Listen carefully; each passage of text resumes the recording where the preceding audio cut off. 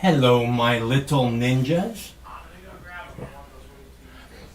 My name's Mike. This is my YouTube page, Mox News, and welcome to your Wake and Bake News at 7 p.m. I'm your host, Moxie.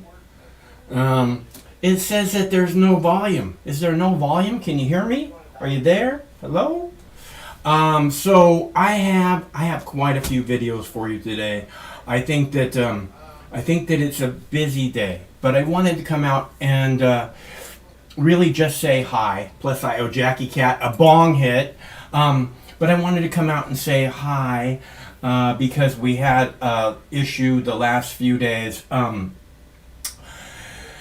The Comcast whatever cable went out, the internet went out, everything went out. Manny, you have to call back. Fuck. Hello? What a miracle to do on the start of the show. I gotta go, Manny. Call me back. Okay, so where were we? I'll make it quick. The internet went out on Wednesday. It went out on it was Wednesday. I was prepping a show. I had a bunch of Alex Jones videos ready. I had a lead-in video where I put up in the afternoon. It says, "Hey, we're gonna do a show tonight," and then the internet died. There was a guy across the street, right? I go, "Hey, do you have internet?" "No." And I look across the street, and there's this guy working on the pole, right? And no internet.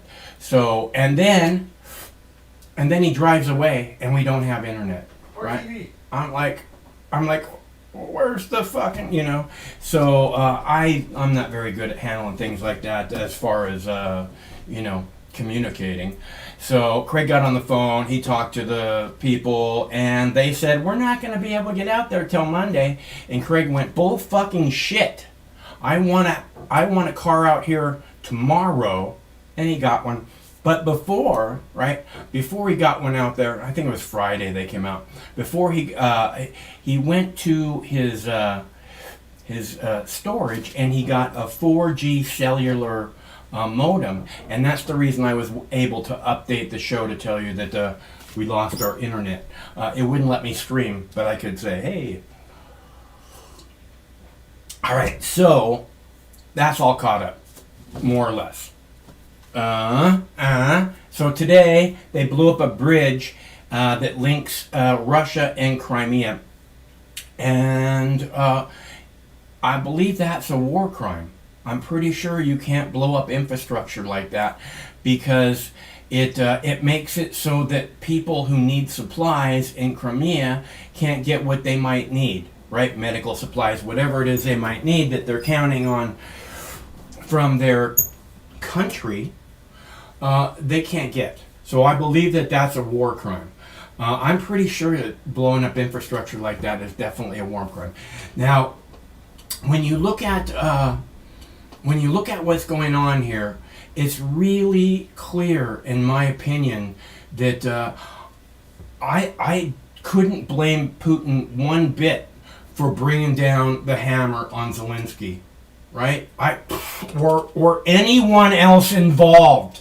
Okay, they're committing war crime after war crime after war crime, and then the bullshit media talks about how it's a good day for the Ukraine. Really? Was it a good day for the Ukraine when they blew up the pipeline? Of course it was. It was a great day for the Ukraine. Russia lost all its fucking leverage over Europe.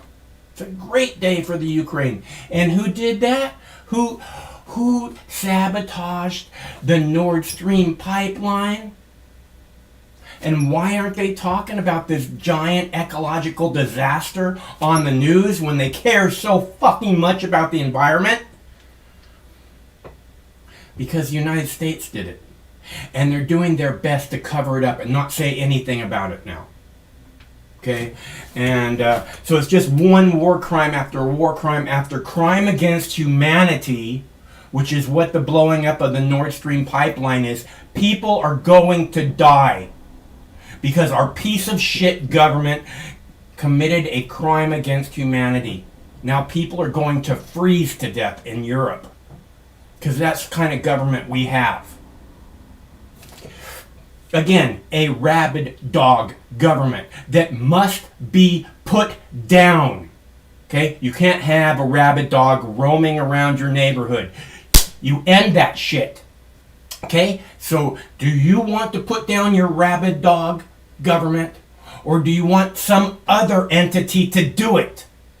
Okay? It's up to us to get over your bullshit fucking issue. Okay? I got this issue. Oh, good for you.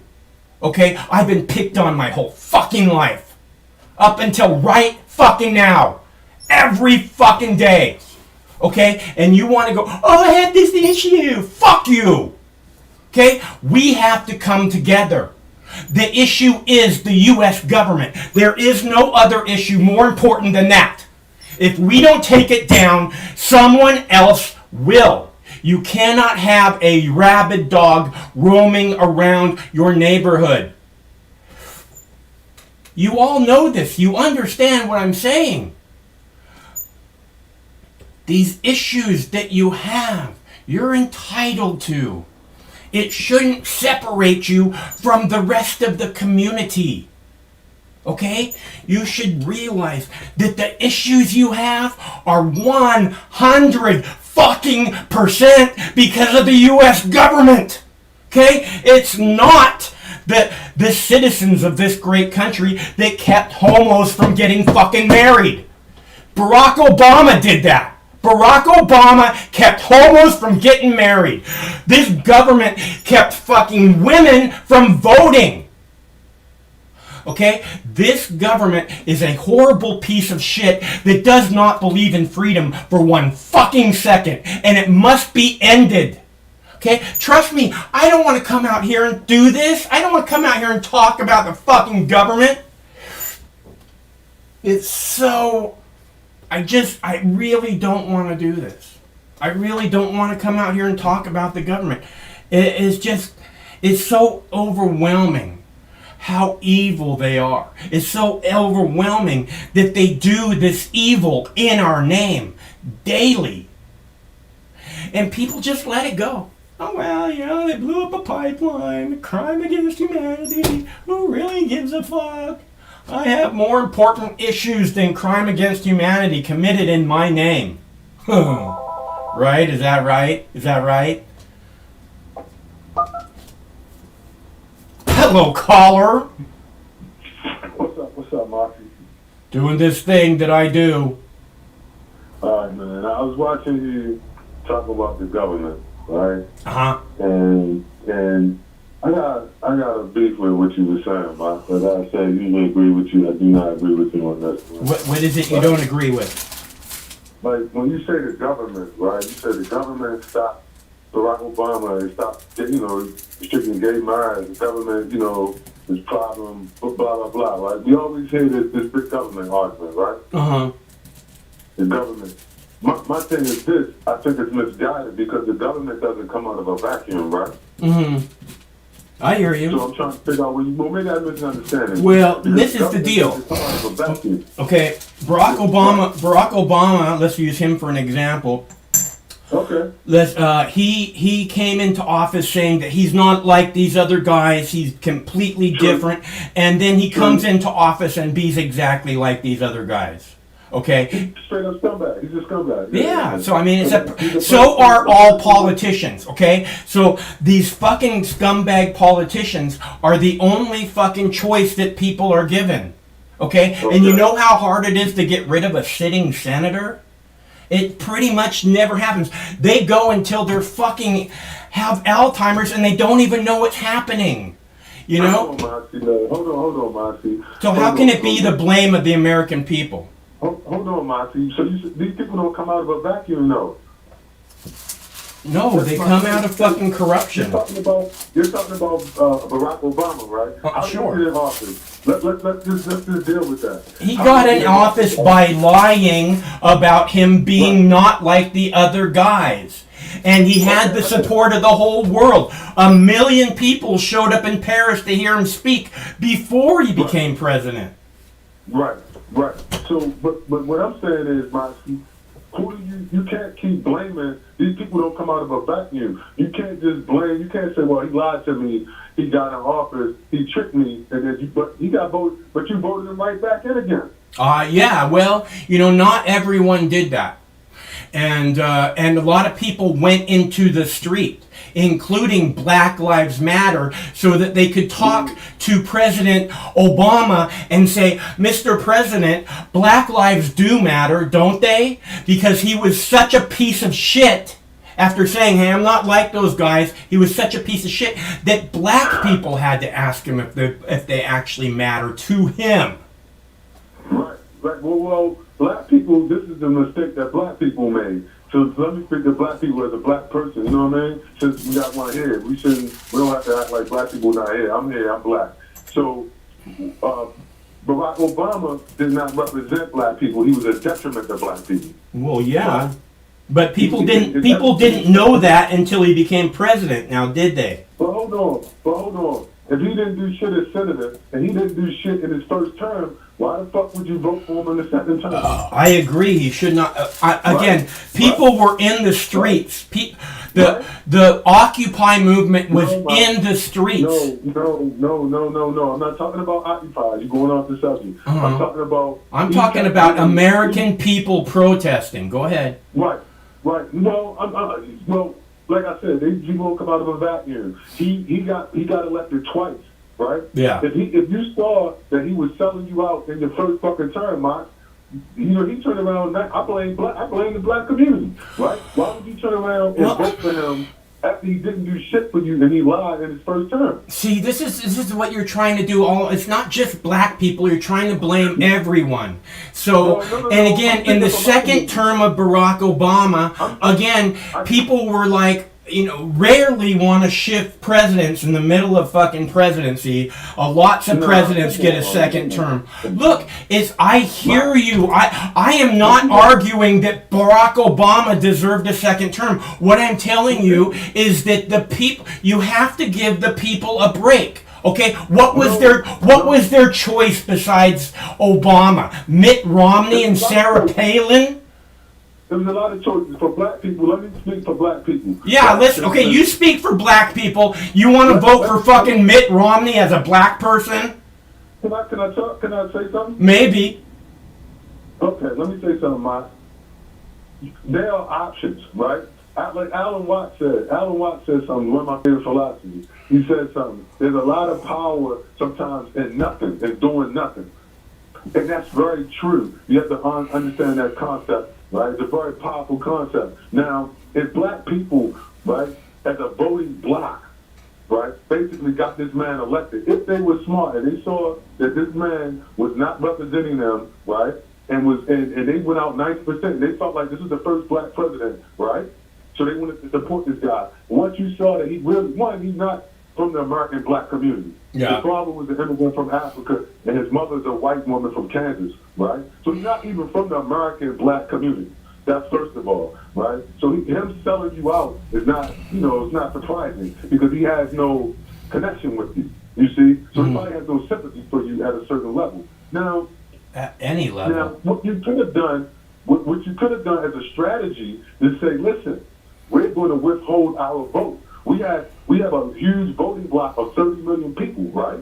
And if you're not going to do what we want, then we'll use our vote. We'll weaponize our vote. You see, and that's very powerful. We can do nothing. We can stay home. I think. If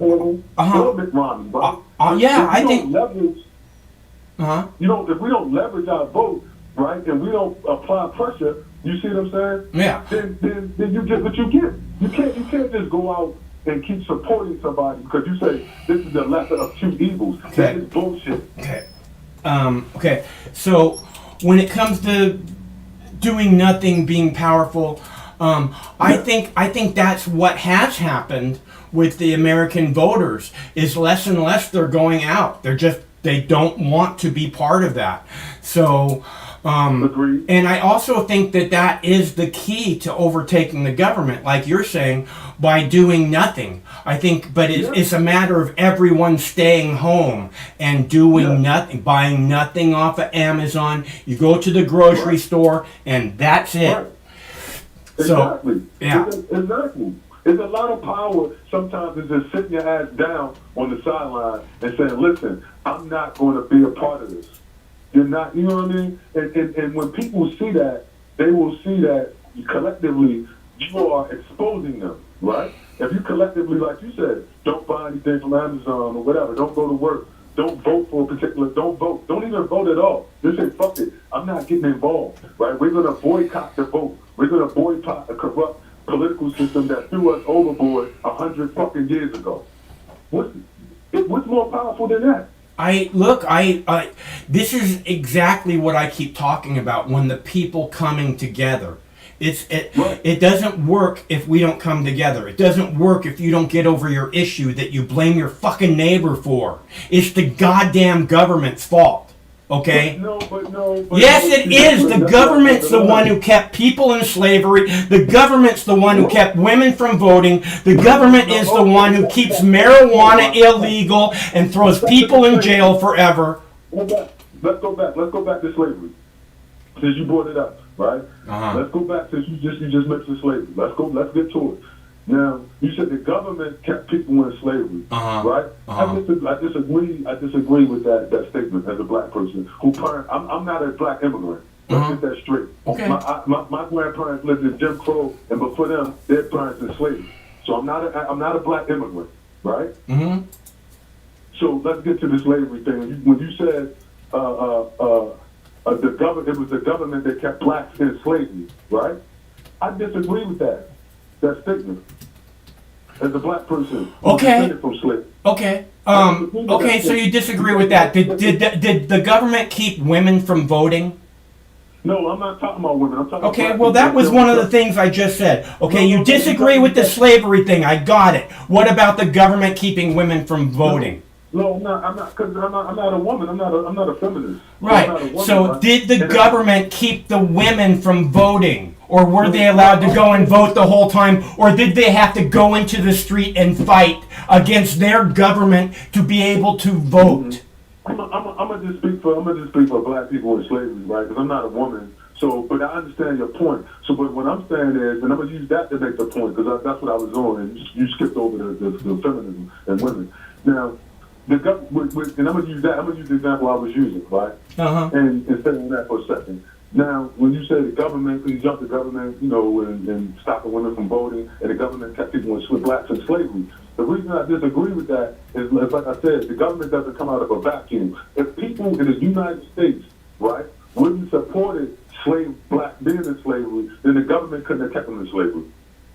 So I do not buy the argument when you say the government boogeyman. You know what I mean? We create a government boogeyman, right? And then we absolve everybody in the country of any responsibility. I don't see how that makes sense.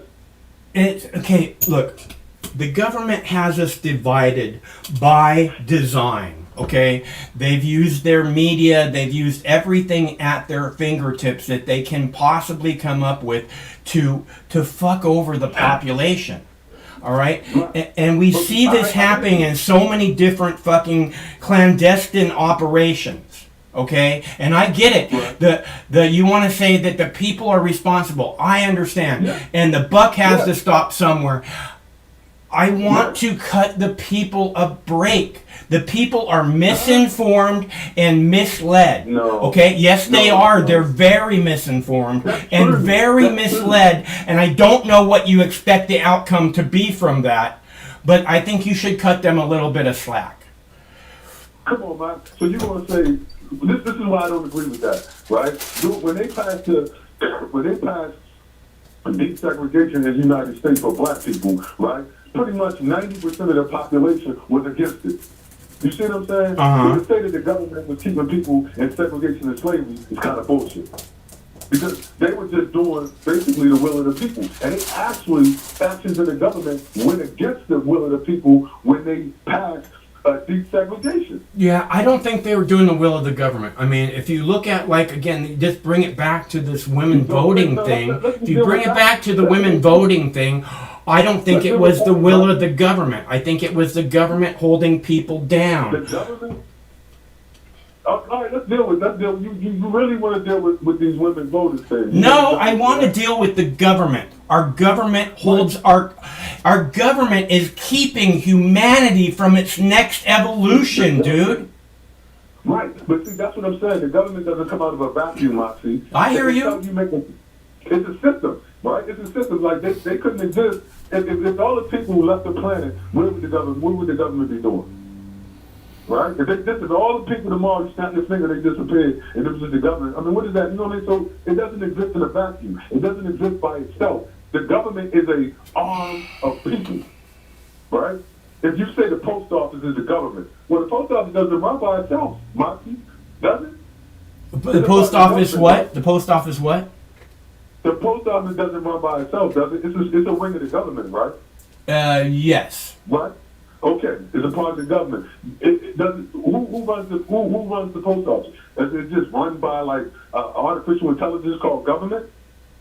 Well, no, there's a giant bureaucracy that runs the post office. There's people there, right? Which is mostly part of the government. They all get government. Okay. They all get government paychecks. That makes them part of the government. The government, exactly. So the government doesn't come out of a vacuum. When we're talking about this government, you keep saying the government like it's a boogeyman. You know what I mean? Like no, the government is doing evil in our name. I don't give a fuck about the boogeyman. I care about the boogeyman you can't see. The boogeyman looms in the shadows. I'm talking about a government that's doing evil in our names on a daily basis. I understand what you're saying, right? When you say a government official, like you said what Barack Obama did, he spearheaded this as a government official, as a spokesperson, whatever. No, he kept homos from getting married. Okay, they had to fight for it under his administration. They had to fight for it, and then lo and behold, on his re-election, he came to the understanding that gay people should be allowed to get married. Fuck that guy. So he passed just like Joe Biden now came to the realization that people who fucking got busted for weed do not belong in prison. Just in time for the election. Oh my God. Go ahead. I agree that it's pandering, it's bullshit, or whatever in that sense. But the problem to me, when people say that, like, yeah, I hear it on both sides, like you're saying it, right? Then you might hear people say big government, as far as these right wing conservatives, whatever. You know, people complaining, big government, big government. You know what? White people wasn't complaining when the government was giving them millions of acres of Indian land, was it? Again, that's something I don't know about. I wouldn't think so. But again, that's our government doing evil. I know you want to say that it's doing evil for the people. White people wasn't complaining about the government was so bad when the government, which is run by white people, was giving other white people tens of thousands of acres of Indian land for free. No white person, I'm sure, was saying, I hate this big government. They would say, give me the fucking land from these fucking Indians, thanks, and fuck them, right? Well, I don't think they call them fucking Indians. I think they call them savages, probably. Yeah, or whatever, right? Yeah. You know what I mean, right? Yeah. So nobody was complaining then. But now it's, the government, they fuck the government, big government, the government this, that, and the third is a problem with the government. You see, so it's a problem. Government doesn't come out of a vacuum. I hear you. I get that, man. It's just part of a government. People have participated in this. Look, here's the deal, okay? Good people actually do get elected. They go up to Washington, D.C., and Washington, D.C. says, no, you act like the slimy fucks that the rest of us act like. Okay? There isn't an option. When you lie down with dogs, you get fleas. Okay, they're all criminal, and it's not. I don't think that's the way they go up there. I think they get there, and then they're told and steered into being criminals. Otherwise, they lose all power and they're not reelected. So Go ahead. I mean, I disagree. I think these people, and I think a lot of these people, like you said about Obama a minute ago, so you kind of flip-flopping. Obama, said one thing and he did another. He was never, Obama was never who he said. He was never who he said he was. Yeah. No, I hear you. I'm not really flip-flop. I said I think that there's a lot more members of Congress than there is a president. And I think at least a couple of them must be decent human beings. Like Ron Paul. Ron Paul always stood up there and he spoke the truth to the best of his ability, Right. And they said when he ran for president that he's not a Republican. They didn't let him in a fucking Republican debate because he's not a real Republican. Those fucking cunts. It's a racket. I mean, don't get me wrong. It's a racket, but at a certain level, I think everybody, a lot of people think that they're getting a piece of the pie, and they participate. You know what I mean? Like when you say the government is doing certain things in our name. A lot of people, they say, well, a lot of people, they support, them bombing Iraq or bombing countries or doing this or doing that because they want to be down with American exceptionalism. I don't think so. I think it's because they're misled. They're told that if we don't do this, our country is at risk.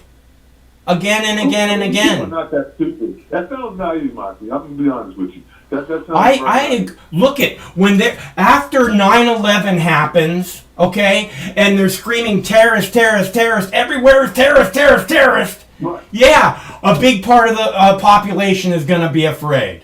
Okay, that's the way it works. That's the whole fucking plan. Right. And when you're afraid, when people are afraid, they turn to fucking leaders to tell them what to do, because they're afraid. People can't think nobody's thinking for themselves? When you're afraid, it's very difficult to think for yourself. Nobody's thinking for themselves. I didn't say nobody. I said it's very difficult when you're afraid. I don't have the fear, so yeah. But that's a rarity, I think.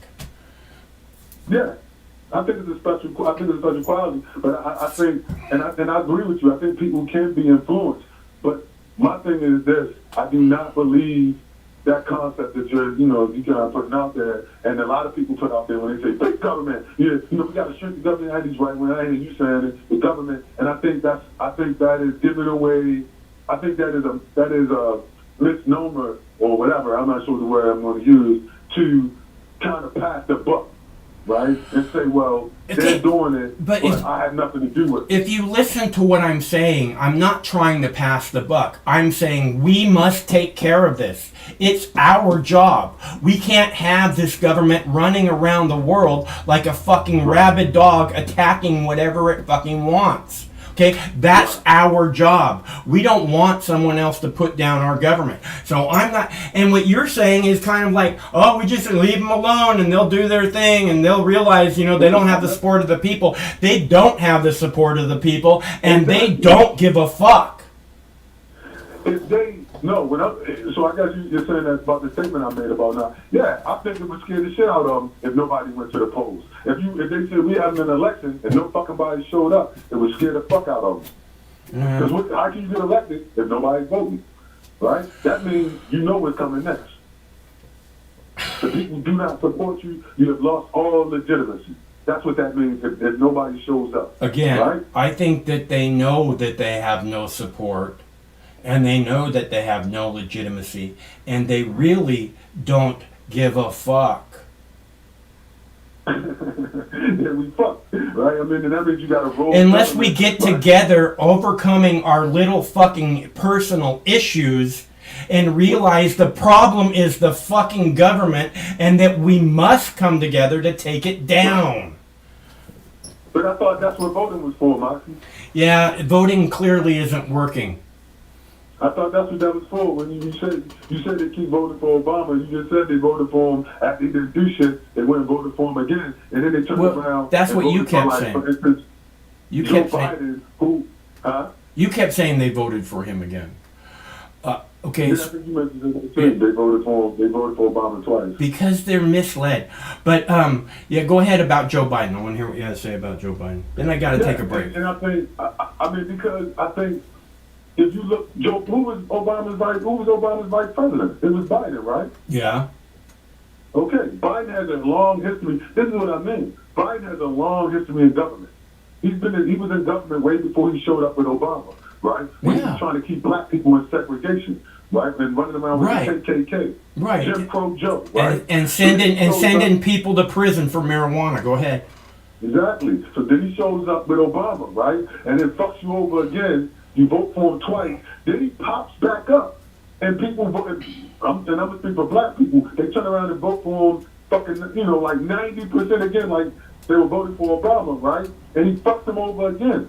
So, man, these people don't, like I said, these people don't come out of a vacuum. Okay. You are facilitating. What if Biden didn't win? What if Biden didn't win? Okay, they got the whole fucking country in lockdown. They got the White House and Congress surrounded with fucking Constantine wire, a 12-foot chain link fence, and people with fucking automatic weapons with orders to shoot to kill. Okay, so what if Joe Biden wasn't elected? Because that doesn't look like a fucking honest election to me. Go ahead. You said, what if Joe Biden wasn't elected? Then there's only two people running, Monty. Yeah. Biden and Trump. Okay. Well, no, you said that people came out to vote for Joe Biden. What I'm telling you is, what if they didn't nearly as much as we're being told? Trump would have remained president for a second term. Unless, of course, there's a bullshit military coup going on, in which they fucking fuck with the vote and then refuse to fucking. Then they act like it's a fucking treason to question the vote. Okay, so look, the American people are being screwed, and I know you want to put the blame on them, but I really don't think it's their fault. Okay, I mean, not that it's not their fault. It's that you need to cut them some slack. Okay? Really? Yes. It's not their fault. No, I didn't say it's not their fault. I did, but I kind of corrected myself. I'm telling you, you need to cut them some slack because they are misinformed and they are misled. And I don't think that that's... Yeah, they are, clearly. Yeah, I hear you, Monty. I hear you, man. I appreciate chopping it up with you, but I gotta go. But I gotta say that, I disagree with that. The people need to be held responsible, and they will be. Yeah, I sure hope so, man. It's about time. Yeah, they will be. You're going to have to be responsible at the end of the day, right? Yeah. Hopefully. If you complain about the government, they're not going nowhere unless the people do something. So the people got to have some responsibility, Monty. You can't keep screaming about the government. That's what I said. We have to come together and take care of what must be taken care of. What is our responsibility to take care of? There you go. That's what I keep saying. That's what I keep saying over and over. There you go. There you go. All right, it's good to hear from you. All right, Monty. See you next time. Okay, talk to you later. All right, so, and again, I'm not looking to blame the people. I think the people, you just have to realize that this thing with this issue, I have this issue, this is my big issue. It's because of the government that you have that issue. It's because of the government that says, this is the most important issue there is, which separates you from all these other people. Okay, it's the media going, yes, this is what really matters to these people. You know what really matters is realizing that it is the government. It's the government that keeps abortions from being legal. It's the government that allows abortions to be legal. It's not the people. Okay, it's the government that keeps women from voting. It's the government, Joe Biden's government, right? Back in the day, that sent thousands and thousands of people to jail for marijuana. Joe Biden is directly, like almost completely responsible for that. Okay, so Joe Biden, this is who he is. And now, right before the election, what happens? COVID goes away. Wait, what? I've been saying that forever, for like a year. You wait until the election and the COVID will go away. It's election season, COVID went away. You wait till after the election, the COVID's coming back. We're hearing Fauci say, there's a new strain of COVID and it looks like it's coming back in November. Okay? The people are misinformed by a government that does evil in their names on a daily basis. A government that they want to look at and believe in.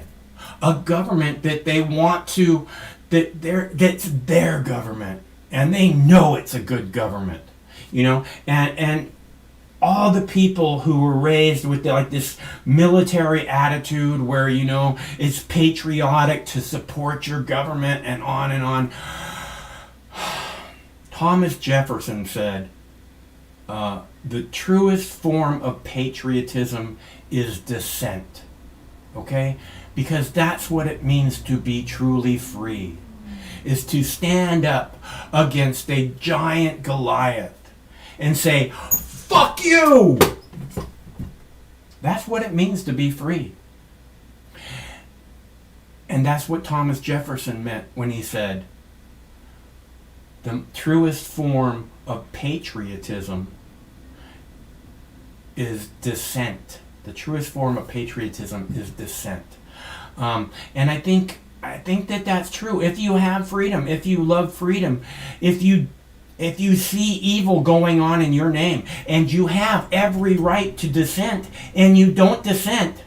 And this should be a huge fucking argument for these January 6 people. You go into court and you say, Thomas Jefferson said, the truest form of patriotism is dissent. Okay? So I am living up to my American patriotism by saying, fuck you, government. You're a piece of shit, and we're coming for you. We're gonna put you down like the rabid dog you are, and you can count on it. And that is the truest form of patriotism, in case anybody's wondering, according to Thomas Jefferson. All right, so you know what? It's time for a bong hit for Jackie Cat. I hope she didn't leave. Jackie Cat, hope you didn't leave. Time for a bong hit for Jackie Cat. Actually, it's time for a bong hit for me. But Jackie Cat, on Thursdays, we do Dabs for Donations Thursday. And Jackie Cat always gives a donation. Doesn't matter if I show up or not. She's an amazing lady, and we're all very lucky to have her. So, she helps out more than I can say. If what you want is to help Mox News, there are clickable links in the chat, or you can go to in the text body of the video. There's also clickable links. And if you are so kind as to give a donation, I will be most happy to do a bong hit in your honor, and we'll be doing that for Jackie Cat. And the next couple minutes here, I'm going to play a quick video of Zelensky talking about what a good day it is because they blew up a bridge that goes to Crimea. Not a bridge, the bridge that goes to Crimea. And again, that is a war crime. And as soon as this,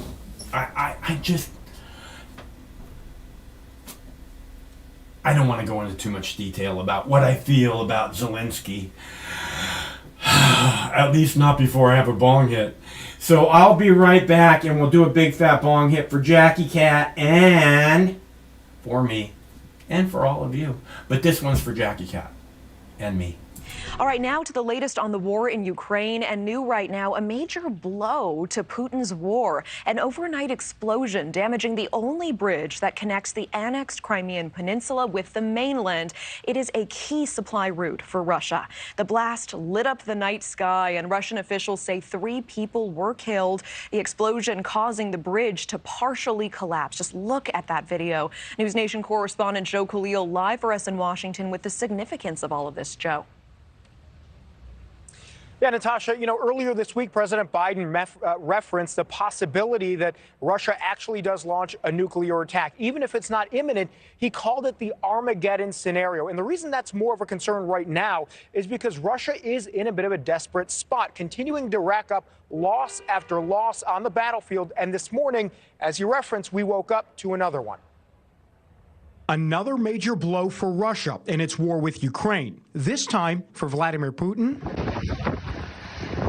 it was personal. This blast shutting down the Kerch Bridge, the only physical connection between Russia and Crimea. an important supply line for the Russian military and a symbol of Russia's link to Crimea, part of Ukraine until 2014 when Russia annexed it. Today was a good day and mostly sunny on the territory of our state. Unfortunately, it was cloudy in Crimea. Ukrainian President Volodymyr Zelensky touted the explosion as a sign of promise for his country. This is a future without occupiers throughout our territory, in particular in Crimea. Ukraine's defense ministry seemed to taunt Russia through tweet, asking, quote, "What's next, Ruski?" And Ukraine's postal service announced bridge explosion stamps coming soon. And this. Ukraine's Security and Defense Council seemed to troll President Putin celebrating the bridge attack on his birthday with this video. Happy birthday, Mr. President. It's just the latest setback for Russia. The Kremlin just replaced its on-the-ground military commander again, hoping to recover after losing thousands of square kilometers to Ukraine's latest offensive. Putin now threatening to defend Russian territory using any means at his disposal. Russia's talk of using nuclear weapons is irresponsible. Those veiled threats prompted an eye-catching response from the White House. President Biden, speaking to supporters, said, quote, "Putin is not joking when he talks about potential use of tactical nuclear weapons. We've not faced the prospect of Armageddon since Kennedy and the Cuban Missile Crisis." White House Press Secretary Karine Jean-Pierre told reporters Friday a nuclear threat from Russia is not imminent. We have not seen any reason to adjust our own strategic nuclear posture, nor do we have indications that Russia is preparing to imminently use nuclear weapons. But the other major nuclear threat, the Zaporizhzhia power plant in Ukraine, lost power due to more shelling overnight. Europe's largest nuclear plant risks a meltdown if it overheats. It's now being cooled only by emergency generators. And the attack of the bridge is yet another sign that Ukrainian fighters are willing to take this fight beyond their borders and into Russia. In fact, just this week it was confirmed that the assassination of Daria Dugina was done with the blessing of Ukrainian officials. She is a critic of Ukraine and a daughter of a Putin ally. That assassination done not in Ukraine, but in Moscow. Natasha? All right, Joe Khalil live for us in D.C. Thank you. I don't care if you think I'm Satan reincarnated. If Russia invades, that means tanks or troops crossing the border of Ukraine again. Then there will be no longer a Nord Stream 2. We will bring an end to it. Well, nobody's gotten to the bottom of 9/11, unfortunately, and they should have. And it's total bullshit, I have to tell you.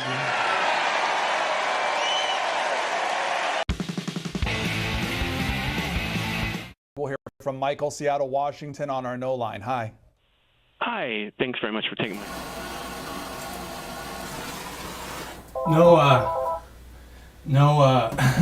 No music at the end of that one. Hello, caller. Please hold. This bong hit is for Jackie Cat. If you'd like me to do a bong hit for you, it's dabs for donations Saturday. You give a donation, I do a dab for you. Thanks, Jackie Cat.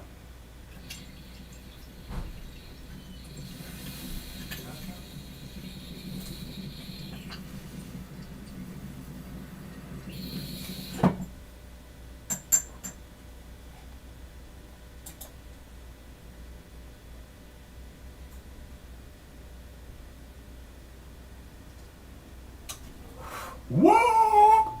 Whoa! Wait a minute. See this? It's going. It's going.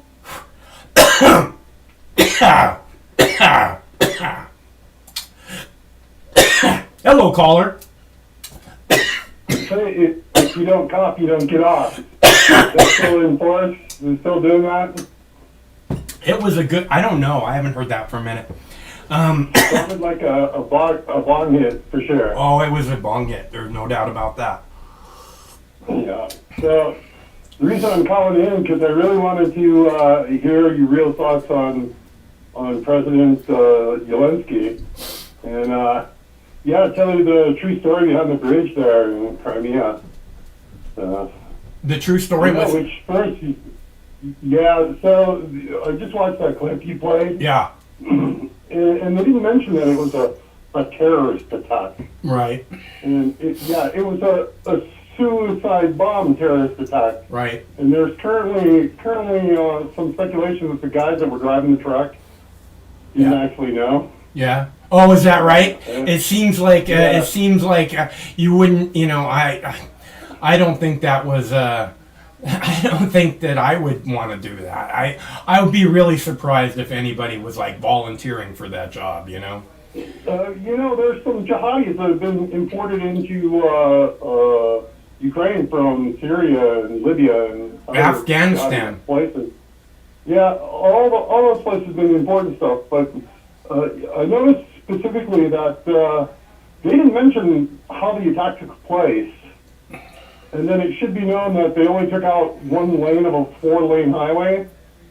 So the bridge is still standing, and they're going to put traffic over it. There's 2 railways on the top bridge there. Mm-hmm. And they did it while they were transferring fuel into Crimea. So they caught some cisterns on fire when they blew up the truck. Yeah. And it was a big explosion. They've got the truck. They know which truck it was. You can't fart on that bridge without it being caught on camera. Yeah. And, I pulled over because of difficulties. And as soon as I got out to check the problem, they came over a loudspeaker and said, hey, you can't park there. So, it's not like... you can't park your car here! Right, yeah, exactly. So anyways, yeah, Zelensky... And it's terrorism. Yeah. That's the way they're dealing with it, because they don't have, even with all the latest American weapons that are being sent, anything that can to reach Crimea. And then they know if they do try to launch something, that it'll get destroyed instantly. The place that they launched it from. Yeah. So, good.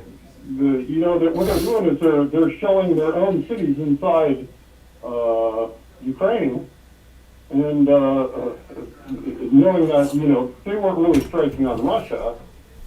So they used the HIMARS rockets. I think they cost $1,300,000 a piece to blow up a hotel in the center of Donetsk when they were doing the referendum there, and killing a bunch of reporters, including Alexei Sharapko, who was a Ukrainian member of parliament.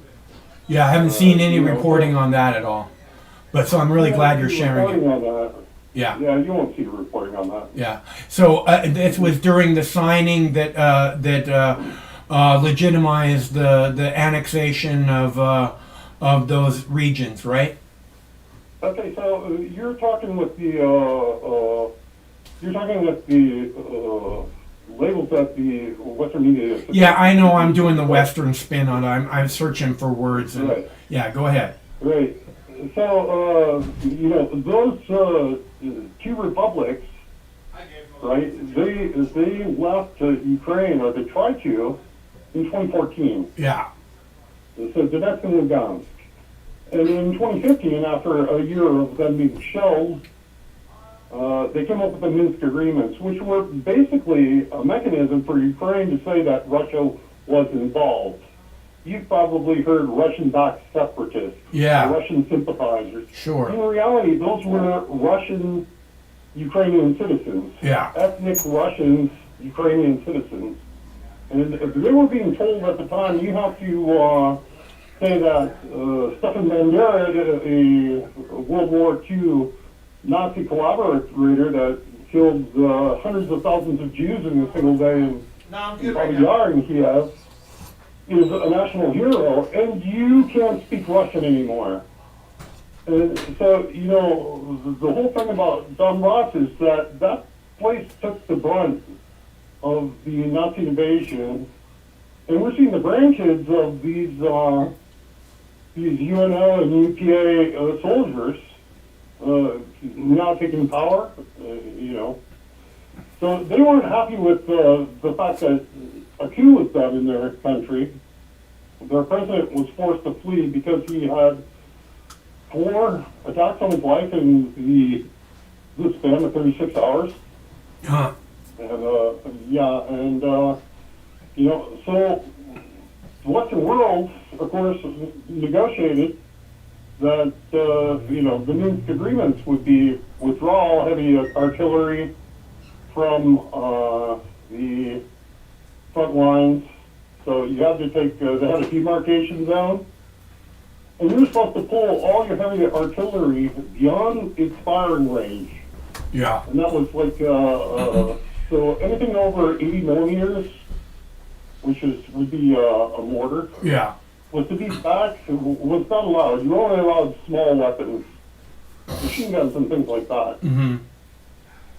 And of course, Ukraine didn't do that. Yeah. Instead, they dug trenches, reinforced them with concrete, and pulled all their nationalist battalions to the front, and they kept shoving them for 8 years. Right. Yeah. On February 16th, let me real quick say, we don't know your name. Right, that's good. Okay, good. So unnamed here is spent a long time in Ukraine, right? 20 years, you said? I went there in 94 for the first time. So about 28, 29 years, something like that. Okay. So I just want to make sure, that people understand, why you're speaking with authority. Go ahead. Well, I speak Russian. I speak Ukrainian. I was woken up by, the news that the bridge had been attacked. And there's currently Ukrainian refugees living in my apartment in Crimea. So, yeah, I know a lot about this stuff, and I keep track of it because I have to. So I have family members in Crimea and so on and so forth. Yeah.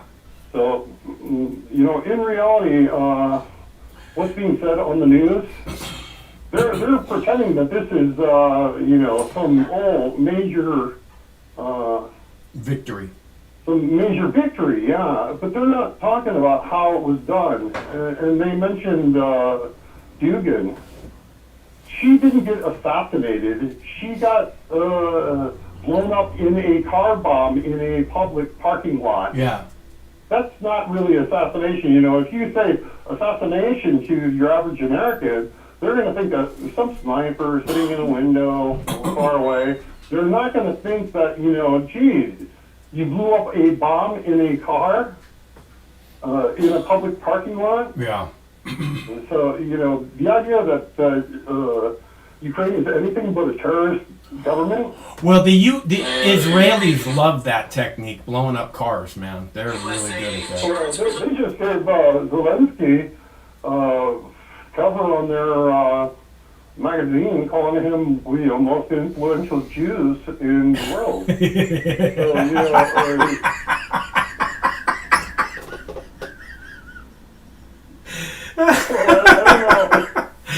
Oh my God. Go ahead. Yeah, I don't know if that's really not funny. I mean, I can understand why you'd laugh, but in fact, this guy is selling out Ukraine, and it shows who the Israelis are. That's why I laugh. It shows clearly who the Israelis are. Anyone that doesn't know who the Israelis are, right, doesn't understand the plight of the Palestinians, because these people were on their on that land for millennia, and they're being replaced, and never mind that they lost half their land in '67. Since then, they've been in an open air prison. Yeah. Under sanctions, that are inhumane. Yeah, absolutely. Medical care and so on and so forth. Yeah, and we talk about that all the time. It's when I pointed out the Israelis like this technique of blowing up cars also for assassinations is because when you're talking about that being a terrorist attack, again, it points out who the Israelis are, and it's not so much that people don't already know as that here's another example, so that's what I was doing. Right. Yeah, it's pretty sad because from what I'm seeing here in Texas, most people understand that, hey, man, we're only providing $14 billion to Florida that got smashed in this hurricane. And even then they're saying, you know, well, we're going to choose people of color first to help out, you know, because they're more affected. What? Okay, so the hurricane's supposed to come down and he's going, oh, there's a black guy over there. Well, since I'm a racist hurricane, I'm gonna, you know. That's just the idiot government. That's just the idiot government once again doing its best to divide the people, dude. You know, you tell me not to buy into it. You should take your own advice. Well, you know, it's not that I'm buying into it. What I'm saying is instead of spending $100 billion, that's what we're on course for. Yeah. We sent them $25 billion before 2014. Yeah. And we've been sending them billions more since then. And now it's $60 billion. Okay. And the only reason they're getting $60 billion is because Ukraine has been the way that U.S. Taxpayers' money, and it's not even taxpayers' money, it's Federal Reserve printing new funds. It's been the major hub of embezzlement of U.S. funds since Obama's first term, since Biden ran the country in his second term as vice president. Yeah. They more or less said, you know, hey, you run the racket in Ukraine. Right. And that's what he did. He went over there. They have a cabinet of ministers. And normally the president sits at the end of the table and you've got these 14 or 15 people in the room. Biden went over there and sat in the president's chair and said, you fire that guy, put this guy in his place. You know, if you don't fire the prosecutor, you're not getting the $1 billion loan guarantee. Right. Right? Yeah. They do that everywhere. You know, after the coup, they put the Minister of the Interior, right, which runs all the police and all the inside stuff, right? Yeah. This guy's a convicted pedophile, and you never hear anything about him. No. Arsen Avakov is his name. You'll never hear anything about him, and he's the most permanent person in the Ukrainian government. He's been there since 2014. The guy is a convicted pedophile. He walked because the boy he was raping was morally compensated. I guess he got him a car. Yeah. He's an oligarch, a billionaire. And, you know, he's right in the very heart of this thing. He appointed to the Kiev region's chief of police this guy who has a huge swastika on a tattoo on his chest. Right? And the first thing he did was to get together with the good old boys when he in Zig Heil for a photo shoot in his office. You know? But, yeah, that's a blatant a Biden appointee. That's Victoria Nuland carrying the marching orders to install a government that was essentially a criminal government. Now, the president of Ukraine is not controlling all these national battalions and never has. It's done by the Minister of Interior by you know, threatening. You've got this guy, Zelensky, who was commander of the Azov battalion. Young guy, maybe 35 years old or something like that. You know, he's not a general or anything. But yeah, he's switched sides on the president multiple times, depending on how the Minister of Interior decides that he wants to run things. So, you know, they were still going to ratify the Minsk agreement. And there's all battalions outside the president's office saying no surrender. Well, okay, then, you know, if you're not going to carry out the Minsk agreement, declare it dead. But they couldn't do anything because the Azov battalion would burn down the president's administration. So, yeah, it's just, we're sending money over there, and it's not, only 30%, according to testimony of Congress, only 30% is making it to the front of the stuff that we're sending there. You can buy a Javelin missile for like $35,000 on the black market. The NLA anti-tank missile, something like 25 or 30. Yeah. Okay, and where's all these weapons going? To Somalia, to other places where, you know, the U.S. needs to sell weapons and can't get congressional approval because we're not actually there. Yeah. And as far as boots on the ground, sorry guys, we've had boots on the ground. The 82nd Airborne was training the Azov battalions for the last, since 2015.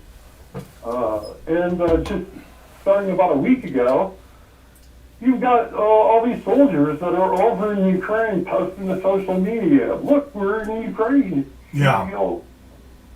We're in Ukraine. Here we go. So, you know, we're being lied to. We're being robbed.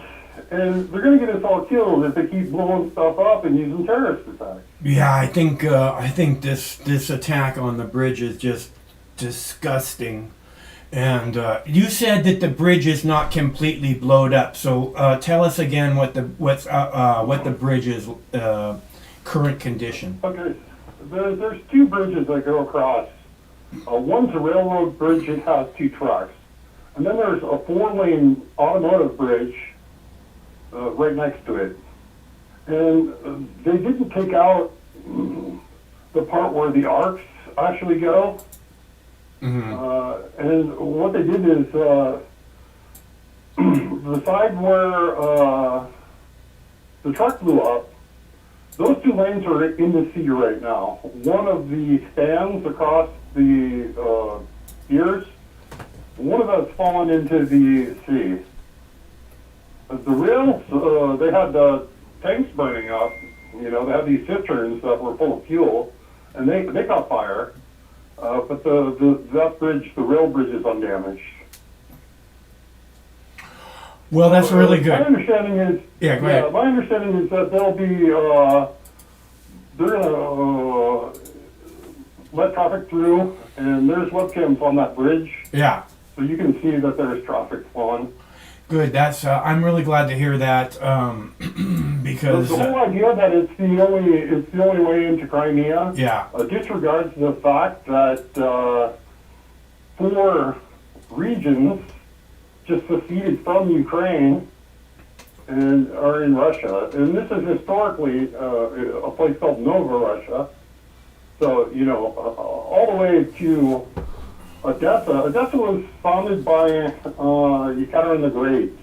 Yeah. So we're talking the 1700s here. So all that area used to be Russia, and the region was called Nova Russia, New Russia. And it's those people voted, and you know, I hear everyone say that the referendum is legal, but a plebiscite doesn't require any kind of laws. All right, so the UN Declaration of Human Rights states self-determination in the first paragraph. Yeah. The Covenant on Civil and Political Rights, Ukraine ratified outside the USSR, says the same thing, and it also says that you can't oppress minorities. So if you've got 60% of the people in your country speaking Russian, you can't say, yeah, you can't use Russian anymore, sorry. Yeah. It's not happening. But here's the thing. International law only applies if you've got the will to enforce them, yeah? For example, you know, you were talking about Israel. Wait a second. How many UN resolutions against Israel? Yeah. Has Israel signed the Nuclear Non-Proliferation Treaty? No. Wait a second. If they've got nuclear weapons, aren't we forbidden by law to provide them with support? That doesn't matter. No, nothing matters. None of those rules matter. Nobody sit there and said, hey, you can't pick apart this country and make a new country out of it when it was done to Serbia. You know, let's just create Kosovo. no referendum there, right? Yeah. Just, we got more bombs than you, so suck it. That seems to be the golden rule.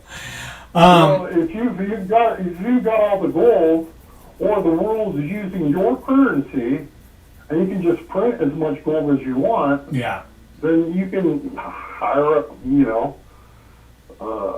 Raytheon and Boeing and all the rest of them, to produce all your weapons for you. And, go ahead and look, there's plenty of good money to be made supplying the Army with the tools of the trade. Just hope and pray when they drop the bomb, they don't drop it on your hometown. So, yeah.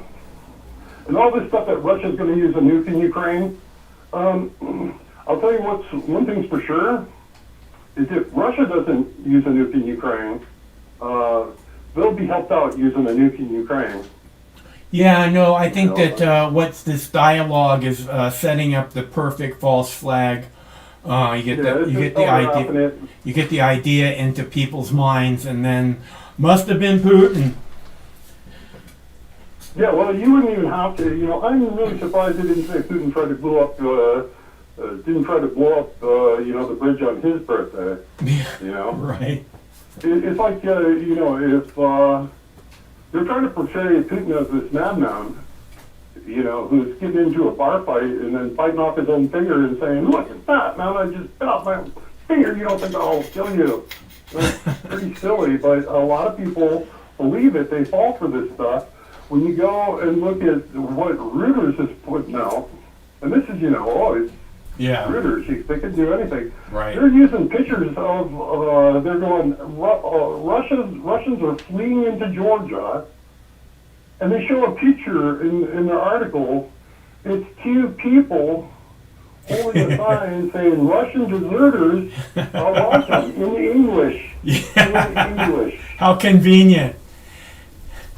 Yeah, as if everyone in Russia knows English, and of course, nobody in Georgia knows Russian.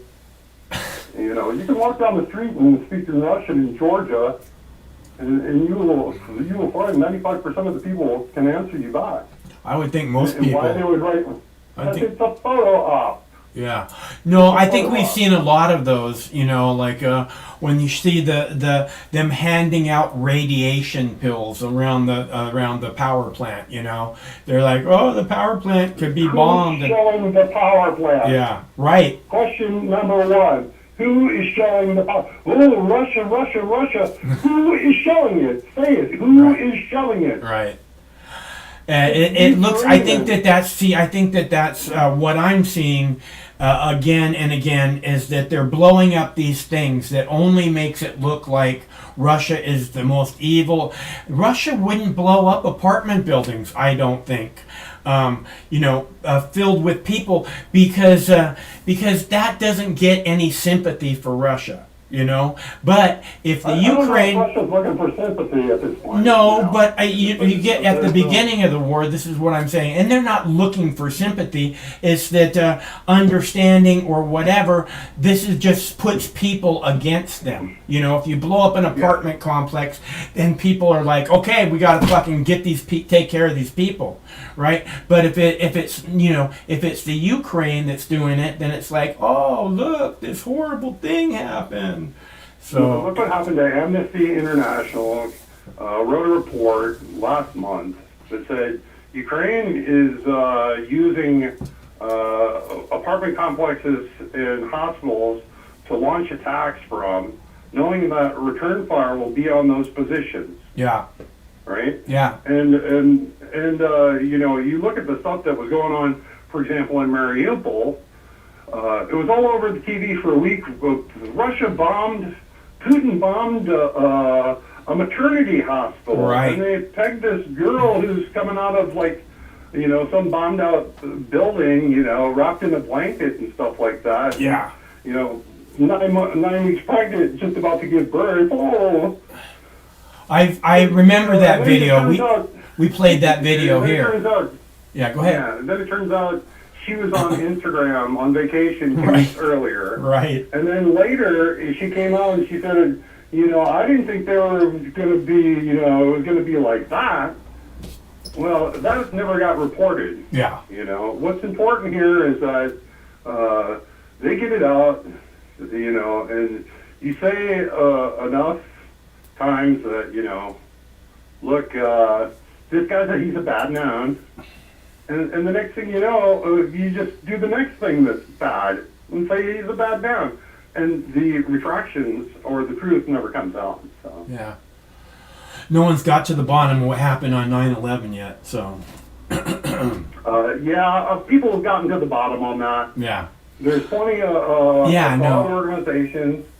The fact is, we haven't come to terms with the fact that we have a criminal government. And that's all there is to it. And we have to fucking do the responsible thing and put that criminal government down. Well, now you're calling for insurrection. Fucking A. Yeah. No, dude. Okay. What I'm saying is we have to come. We have to recognize the real enemy here. Right now, everybody's looking at each other like you're the problem, and it's not everybody that's fucking up our country. It's the government. It's not the government. I mean, it's not the people that are keeping abortion legal that are the problem. It's not the people who want fucking, both of these things, who want abortions illegal, both of these things are a problem because of the government, not because of the people. So, That's called a distraction. And so the idea is that if you can divide culture in such a manner to where it's such an individual issue that even families sitting at the Thanksgiving table soon will be not talking to each other because he doesn't like general neutral bathrooms and she wants all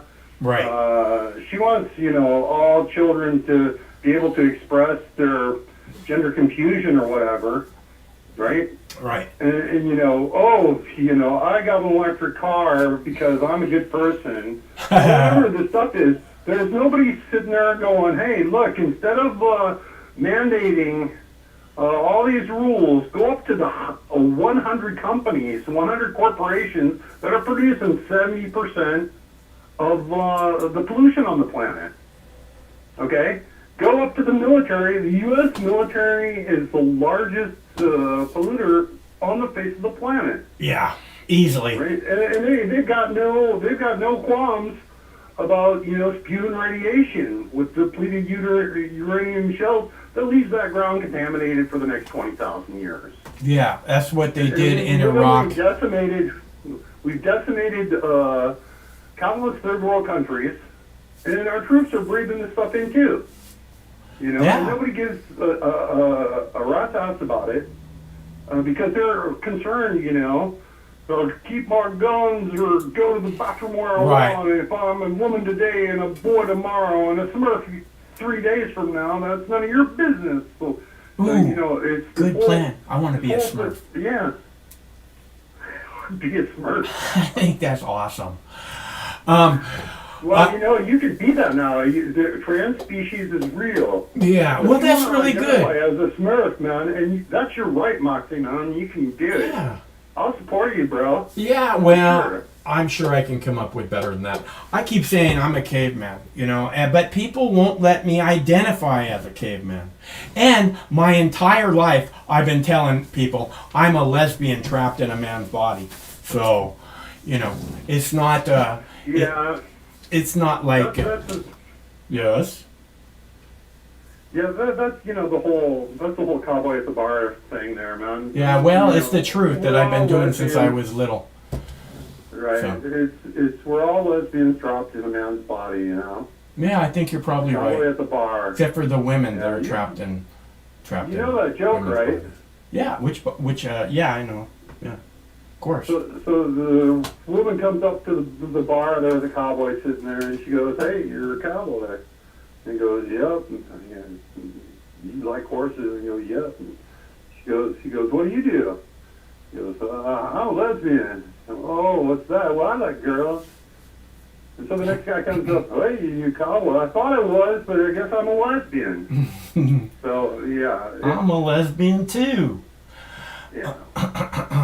You know Well, the joke. I really wanted, you know what I wanted to hear the joke was about your- you know the joke about the last thing a stripper does with her asshole before she goes to work.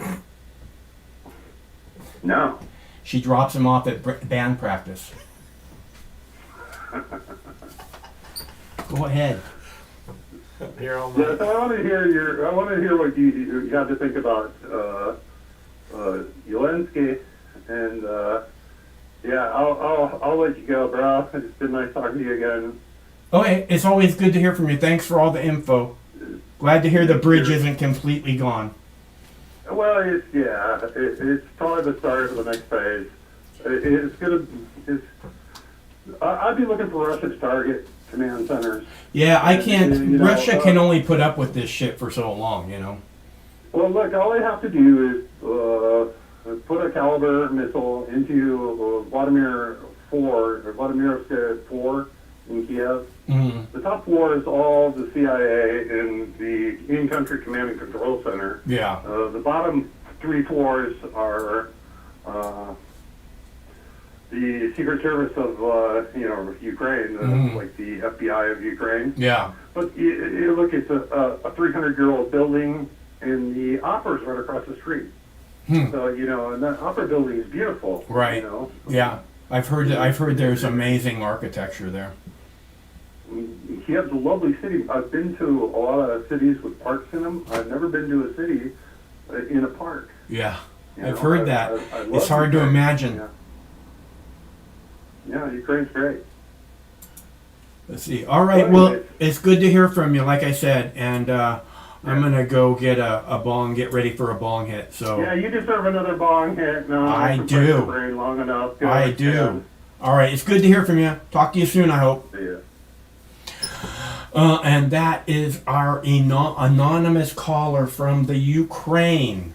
Actually, he just got back like 6 months ago when this shit started. So I called him chicken shit the first time he called. I said, "Oh, bailing out on your country." No, I live here. All right, so I have I have more videos, and I'm going to play one now about the bridge. And again, according to our last caller, it is not completely destroyed. There is another section of it that is 4 lanes and also a rail section that goes across. So Crimea and Russia are not completely cut off. So I'm going to play that video for you now. Well, I'm going to play the video from them blowing up the bridge from this morning. I'll be right back. Thanks so much for tuning in. It's always better when you're here. Never forget. And we begin with the dramatic development in Ukraine. A large fire on the only crossing between the occupied Crimean Peninsula and Russia triggered a total road collapse. According to Russian officials, at least 3 people were killed, and the blast was caused by a truck explosion beginning on the road section, leading to oil tankers on the rail section catching fire before the road collapsed completely. Crimea was annexed back in 2014 by Russia, which now uses the bridge to move military equipment into Ukraine. Ukrainian officials, while not officially claiming responsibility, dubbed the incident just the beginning. The Ukrainian Secretary of the National Security and Defense Council making a snarky reference to Russian President Vladimir Putin's 70th birthday, which took place yesterday. Take a look at this video on Twitter.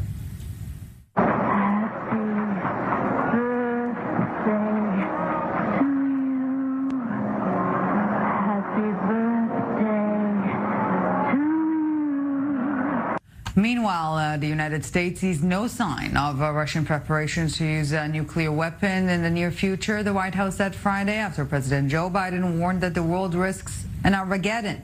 Biden's comments on Thursday were unusually direct about the dangers from Putin's thinly veiled threats to use nuclear weapons to assist Russia's faltering attempt to take over sweats of Ukraine.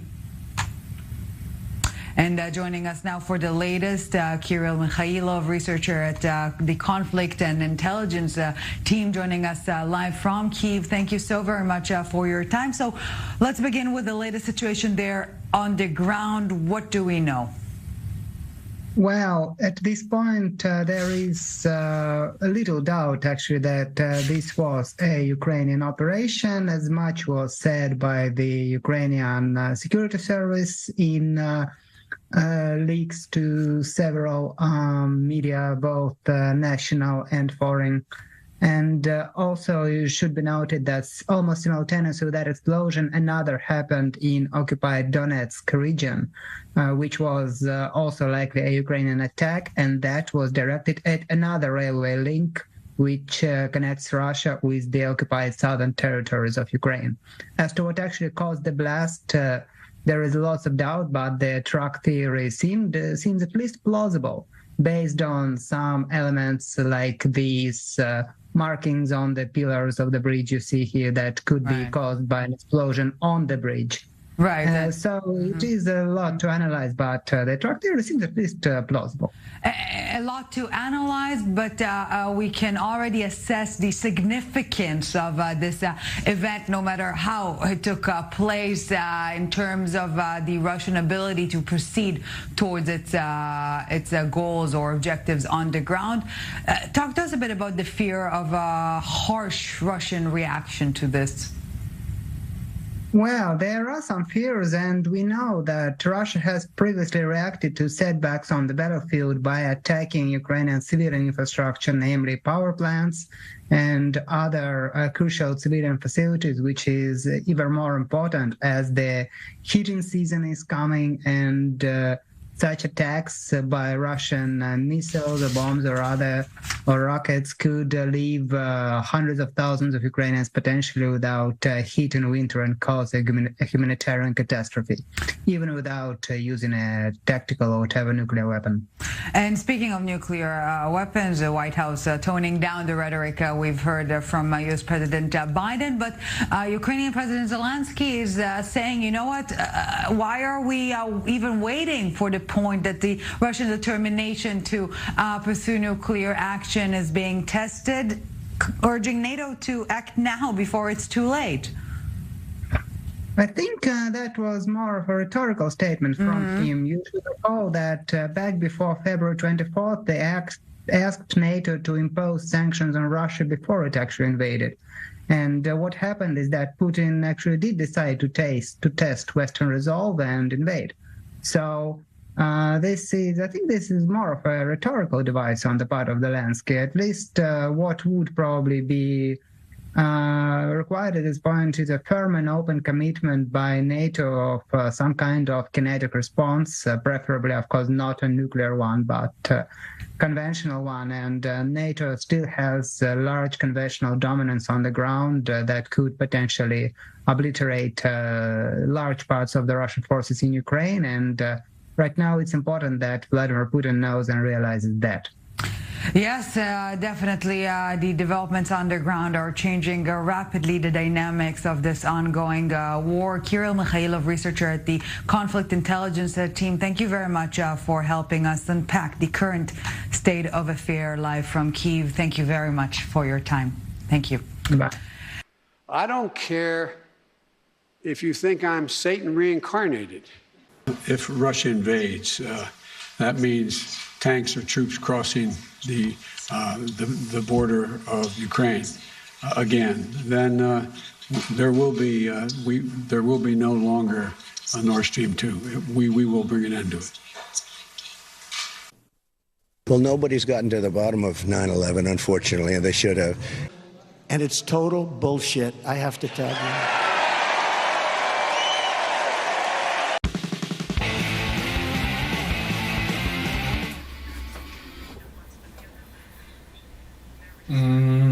Let's see. So the last caller was talking about Kiev and what a beautiful city it is, and we've been showing live cameras from Ukraine on and off for the last 6 months. So and in none of the cameras have we seen any kind of warring, fighting activity at all on the live cameras, which span all over Ukraine. But there's been a number of cameras that have been focused on Kiev, as our last caller was saying, and it does look like a pretty place. So history with a lot of history, a city with a lot of history, and also I have heard the same thing that he said.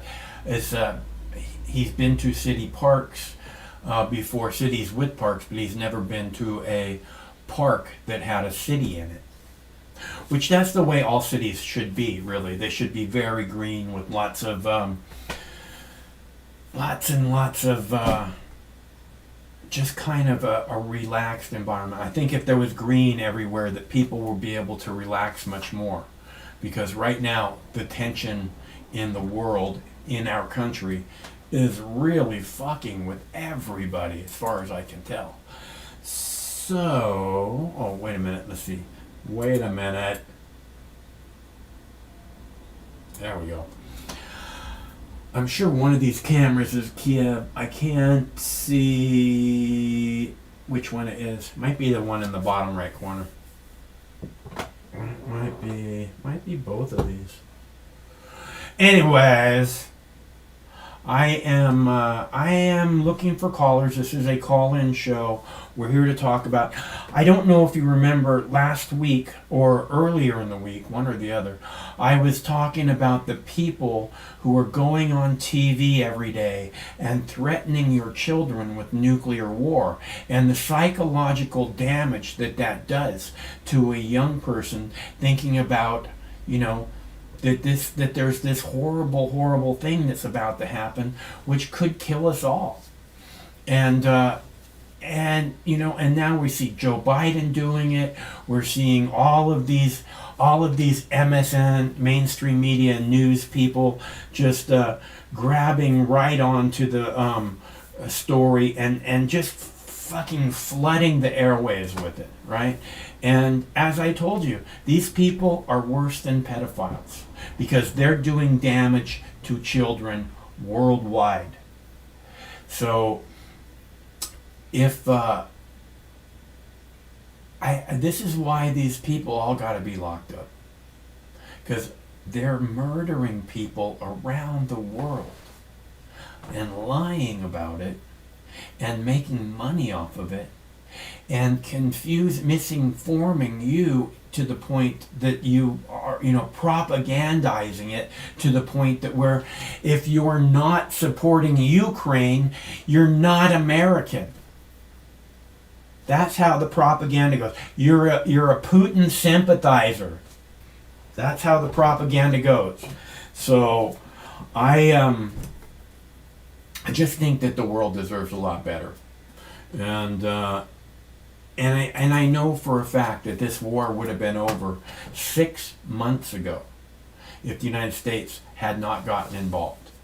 And that the world, see, Joe Biden has been in office less than 2 years, and he has brought the world to the brink of nuclear war. This is the kind of leader that Joe Biden is. In less than 2 years, as President of the United States, he has brought the world to the brink of nuclear war. His words. That's what he's saying. Not that he's responsible, but he is. Okay? Leader of the free world. He's the only people who have nukes to threaten them with. Okay? And I don't think it's Russia threatening us. I think it's us threatening Russia, if you listen closely. So, which, if you were being threatened with, vaporization of your nation, imagine how you might react. Imagine how your children are reacting, right? They see this stuff. They may want to avoid it and just look at goofy videos, but they see this. And it has a major effect, thinking that, everyone could be dead tomorrow. And I'm not saying that's going to happen. I don't think it's going to happen. I don't think for a second it's going to happen. Because I've been living with that threat my entire life. And it hasn't happened yet. And still, You know, they know that it's not going to happen, that this is fucking idiotic, and they hype this up, and they hype this up. And you know why? That they're terrifying your children with the threat of nuclear war? Because they want you to support Ukraine. They want you to support war in Ukraine. Because if we don't, there's going to be a nuclear war, and all your children are going to be vaporized. That's what the White House is saying. And that's what, again, it's Biden that's done this. The United States would not be involved. I mean, if the United States were not involved, it would have been a done deal long ago. We wouldn't be spending billions of dollars on this. A bridge wouldn't have gotten blown up today, you know, and on so many of these people wouldn't have gotten hurt, wouldn't be refugees if it weren't for United States money and weapons. Okay? This is our government. And I'm really tired of it. I don't want this going on in I don't want them pushing this. More war, more war, more war. It's as if they're trying to start World War III. And it's kind of like they've been trying to do it for a little while. And I think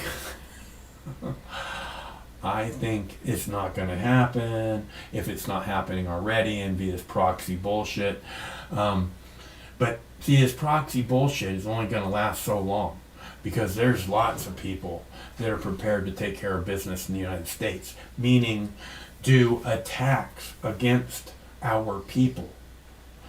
Not that Russia wants that done, but if you keep fucking with them and fucking with them, if you keep fucking with Iran and keep fucking with Iran, you know how many Iranians live in this country? Go ahead and flatten Iran, Israel. See what happens. Because it won't be nice. It won't be pretty. It's these people pushing for war are evil monsters that murder thousands and thousands of people and get away with it. And they do it right before your eyes. And they tell you, we had to murder those people. Those women and children had to die. They were terrorists. They were. They were working with the bad guys. But we're the good guys, so you know, if we say that it had to happen, I guess it had to happen. There was no other option. And that's what our country government is all about. I'm going to play a video because no one's calling, and I don't want to blather on for another 5 minutes. I can, but I think we should play a video and think about doing another Bong Hit. Don't you? I think we should think about that. I think this is a very good idea to think about that. And I have a video here that's these fucked up people, right? And they're talking about the Ukraine and the propaganda that they're showing. This propaganda, if you look at it, it's a directed scene, right? This isn't like, oh, these people are surrendering. Look, the Russians are surrendering.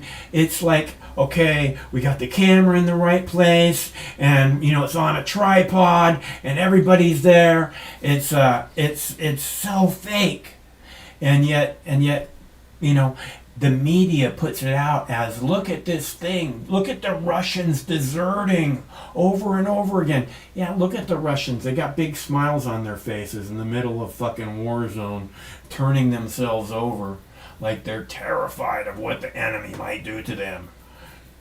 Oh, man. Okay, so let's play that video now, and I'll be back momentarily, and hopefully we'll have a caller. That would be nice.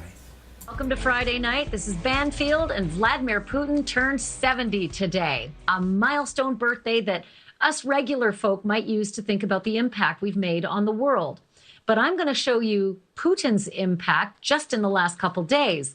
Humiliated Russian soldiers, seen here, surrendering in defeat to Ukrainian soldiers in territory that Putin says is actually his.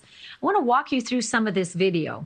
It's pretty astounding. The tank rolls up, and you can see they are flying a white flag. You can also see the Ukrainian soldiers who were under cover of the berm emerging, but carefully, and then ultimately getting each of these Russian soldiers to come out with their hands up, yelling at them, down on your knees, spread them.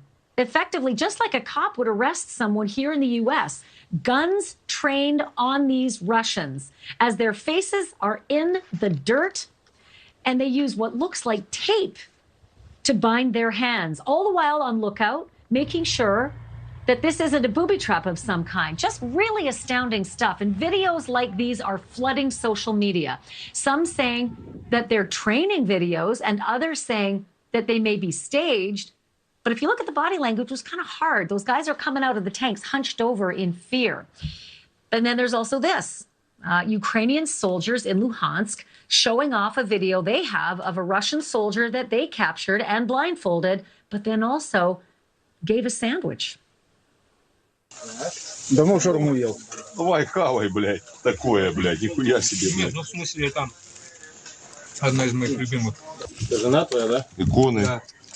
Дети есть? Нету. Блядь, все впереди. Какого хуя вы лезете сюда? Родители живы? Мать жива, отец в том году. Тоже на войне? Нет, сахарный диабет. Сколько денег платят? Не пачкайся. Говорят, что платят 75 за все месяцы. Ну, никто денег не получил. All of this comes as the president of the United States said something we haven't heard in 60 years. At a Democratic fundraiser last night in New York, President Biden said the world hasn't been this close to nuclear war since the Cuban Missile Crisis of 1962. Biden said Putin is dead serious about his threat to use tactical nuclear weapons, and that could mean, in his words, Armageddon. And before you duck and cover, a tactical nuke is not the same thing as an ICBM, the one that comes over the ocean and wipes out New York or Miami or LA. It's more like a baby nuke, one that he can drop on, say, Kyiv, wiping out tens of thousands of Ukrainians. And that appalling act would likely trigger a chain reaction that does not bode well for the rest of us out here. The United States and NATO could easily respond, flattening all of Russia's defense forces, as we've already heard they might. It could all happen in one fell swoop. And that leaves Vladimir Putin in the state of mind that he's in. Well, it makes us all fear that he might then push the button that we've been dreading for decades. Poof, intercontinental nuclear war. And there's more. A European researcher is warning that a nuclear explosion in the Black Sea could send up a toxic cloud that could leave all of those exposed in Eastern Europe and Ukraine unable to breathe. It could also trigger tsunamis 6 feet high. And then there are the kill lists. Yup, the kill lists. This week, one of Putin's top propagandists suggested on state television that Putin name as many as 200 of us out here in the West. Officials whose untimely death, shall we say, would solve everything for them. I want to bring in my panelists now. Pete Dominick is the host of the podcast Stand Up with Pete Dominick. Caitlin Becker is a senior reporter for thedailymail.com. And Paula Froelich is the senior story producer right here at Banfield. Paula, I know you've been working on this all day, so I'm going to start with you. Which one of all those doomsday things about Russia I just reported should we be most concerned about? Honestly, Ashley, all of them. It's all disgusting. I grew up, as I know you did, doing nuclear bomb drills, and we thought we were over this. We know the power of nuclear bomb. We know how horrible this is. And this little, and he is tiny, this little coward who's hiding in a bunker and sending out all these men to go die for nothing, for his own ego. And then he's going to say, oh my gosh, you can't rule me. I'm going to go blow up the world. No, thank you. I'm furious about this. So, Caitlin Becker, jump in on this regarding some of the videos that we've been seeing. You know, a lot of them come to us via Twitter, and it's really sort of becoming a war by Twitter a lot of people on Twitter concerned that what they might be seeing may not be true, and other people saying, well, finally, we actually get to see the results of this war, and so do the people who are having to fight and die for it.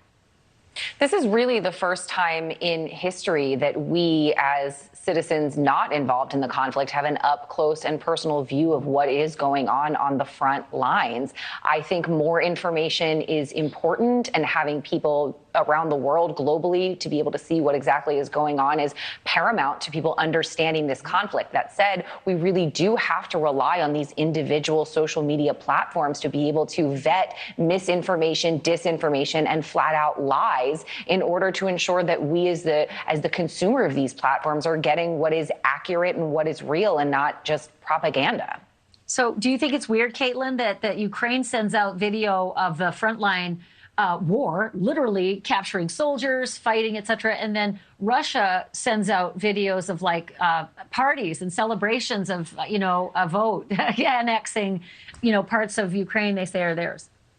Ashley, I think it's par for the course. I think that the way each of these countries are handling their respective social media coverage of this conflict, of this war, are exactly how they're handling the war themselves. It seems like Putin is delusional for how this is going, and he's choosing to propagate that delusion to his citizens by showing videos of parties. And then you see something like this and you have people saying that, as you said in your intro, that it was a training exercise and maybe it was staged, but there isn't any evidence to suggest that that is actually true. And then you juxtapose that with what you're seeing coming out of Russian social media. And it really is, like I said at the beginning, it just is par for the course of how delusional he is seeing this conflict and what he wants his citizens to believe. And we, as you heard what Paula said, are not buying it. Yeah, citizens in Russia get to see Twitter too, even though they've done, yeoman's service in trying to wipe most of that media out. People in Russia are seeing more than just the big celebratory Red Square party. They're also seeing the Russian soldier with a sandwich, a shawarma.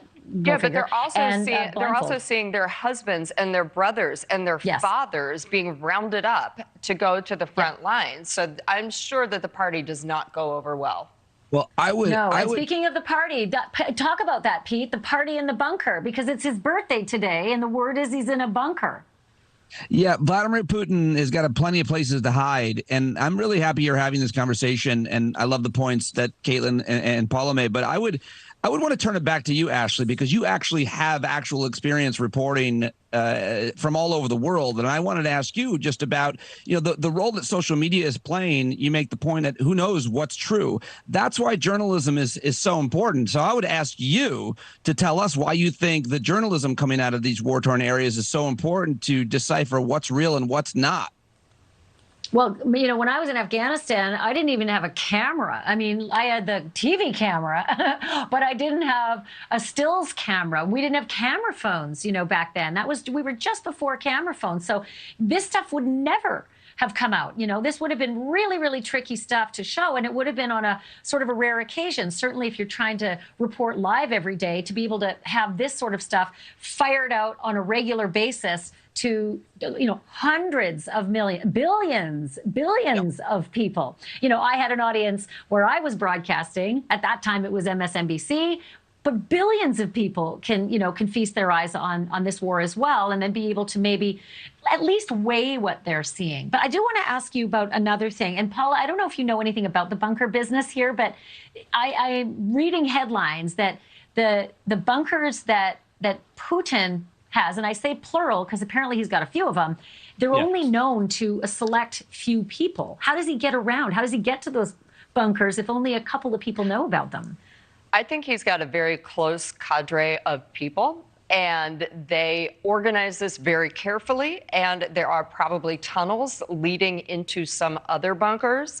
But it's so dystopic, Ashley. This is really disturbing. Like, every single person, whether they're in Nebraska or New York, should be concerned about this. This is our future. This is our kids' future. And this is a very little man who is hiding in a hole in the ground, literally playing with everyone's future for his own ego. And he's 70. Paula, could you not trigger him? I can't. Like, literally at this point, I'm just like, he used to do judo and all that. I'm like, I'll take you out by the ankles. furious. I would like to see that on tape on Twitter. Me too. So the bunkers, we hear that there's one of them is supposedly near the Mongolian border. That's a long way away from a nuclear cloud. And then his helicopter was spotted there during the pandemic. So maybe he was actually trying to escape the pandemic there too. Another one apparently in the mountains, 1,000 miles away from Moscow. So, you know, that mutually assured destruction business, if that's where he's headed, if that actually happens, I guess he's, you know, as safe as Herschel Walker. Okay, I said that. I'm going to bring that up later. Let me just ask this. Biden said last night, I saw that hit you hard, Pete. You're going to be the first one I ask about the Herschel story because there's 2 new bombshells that just dropped within the last couple hours. So he said that Putin right now is lacking an off-ramp. And a lot of people keep saying, we've got to give this madman an off-ramp to try to get out of this. Otherwise, we're going to have to deal with the escalation. And I love this comment from the Finnish prime minister, the prime minister of Finland, you know, the woman who was in all the party photos, the pretty lady who, So she, I think her name is Sanna Marin. I don't know if I'm pronouncing it properly. Marin. She was asked what the off-ramp should be for President Putin. Of course, she's right next door, right? And this is what she had to say. Way out of the conflict. The way out of the conflict is for Russia to leave Ukraine.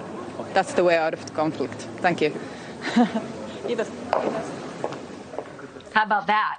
Catch me outside. She's right. Almost, right, I love Caitlin? a no-nonsense woman. Boom. Yeah, she's 100% right. Take the loss. Yep. Take your toys of war, go home, you've lost. But the truth of the matter is that he's a megalomaniac and he's stubborn and he's pugnacious and he does need an off-ramp. We have to reverse psychology. He's pugnacious. Somebody's got a word of the day calendar. He's pugnacious. Those people are fucking insane and just spewing the worst kind of propaganda. Oh, we can't end the war. We have to keep doing this forever. Oh, yeah, he needs an off-ramp. He has an off-ramp. He'll be done when he's done. And not until. So I think these people are insane. That's why I play this video for you, honestly, so that you can see the over propagandized bullshit. You know, because if you can see it, it makes it easier to recognize. It makes it easier to recognize that those videos of the Russians, surrendering. Some say that they're Ukrainian propaganda or Ukrainian training films. You think so? You see those? You see the way those guys came out of the bush and stuff? See the way they did that? The precision, how it was so precise. Those were not Ukrainians. It's a training film. Right, training film. So it's Americans showing Ukrainians how it's supposed to be done. Ukrainian soldiers aren't dressing that way. So I think it's disgusting, and I'm just so tired of this media. You know, that's why I started this whole news thing in the first place, was because the media is so horrible. It's just become more and more an arm of the government. And the government is doing evil constantly, daily, in our name, holding our people back. Not just our people, the people of the world. This world would be a much better place without the U.S. government that we've had for the last 20 years. That's all there is to it. Because we've just spread death and destruction around the world, more and more weapons everywhere we could sell them. And, you know, that's just not bringing a bright future, now is it? And now this nuclear war bullshit, right? This Armageddon, it's as if the nuclear arsenal needs to be updated or something. So we need a whole bunch of new money for nuclear weapons because the nuclear threat is greater than ever. Is that what's going on? Or is that just a part of it? Because what I see, what's most important is what this does to the public. Because it is horrific psychologically. And this is this stuff about being misinformed and misled. The people that are doing this, the people that I say are some of the worst people on the earth, the prostitutes, the government, we're close to nuclear Armageddon.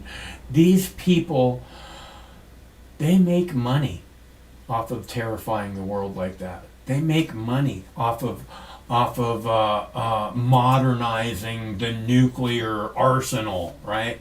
This is all about never-ending war, and it's because they make money. If war profiteering was illegal, if it was illegal to the point of life in prison, okay, we took all the profiteering out of war, I bet you there'd be a lot less war. And even if there was a war, these people wouldn't be stocked with these fucking rockets and missiles and all this tanks and fucking bullshit. They're only there because people make money off of it. That's why they're there. They're not there. They weren't created. They're not there out of a sense of patriotism. They are there because people made money lying to you about the necessity of these weapons and then spreading them around the world, knowing that it would only bring death and destruction. Knowing that. Because you know why? You know why they don't mind bringing death and destruction? Because they need death and destruction to keep people afraid. And they keep people afraid. The more afraid they are, the more money they make. Okay? Nuclear Armageddon. The more afraid people are, the more money the war profiteers make. Nuclear Armageddon. Nuclear Armageddon! Nuclear Armageddon! How many times did you hear it on the news the last 24 hours, 48 hours?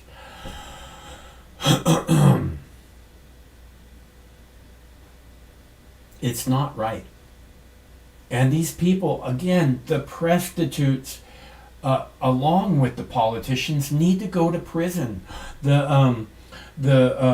War propaganda is considered to be a war crime internationally.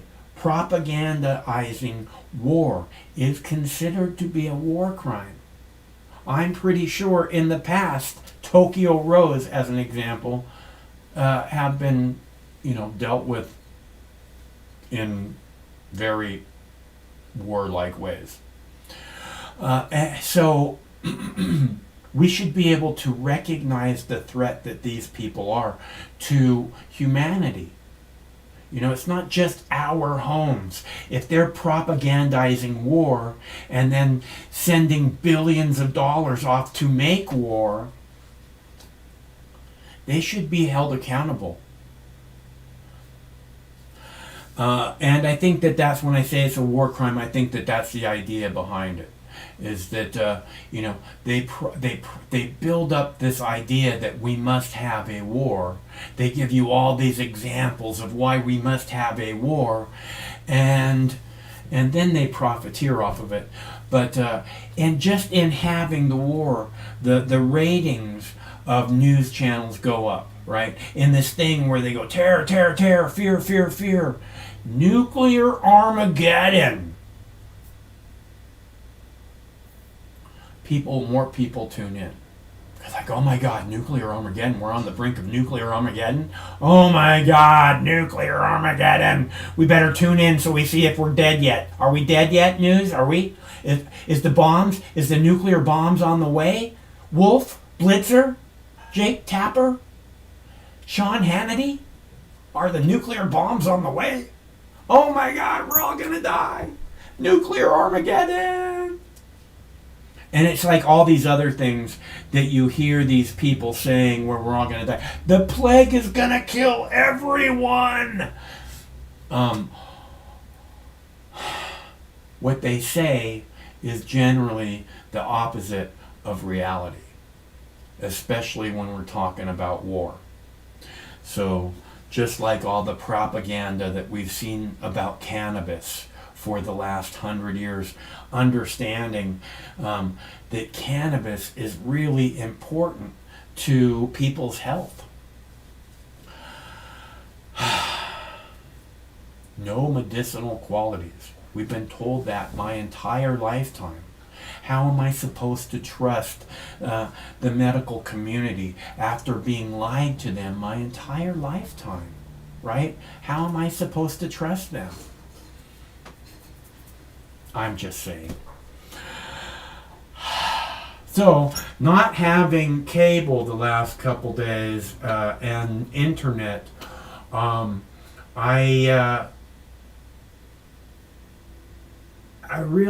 made a bunch of cookies and I walked around and gave them to all the neighbors, and it was good not having those things. Not that I didn't miss them, which is true and out of my control, and I don't like it.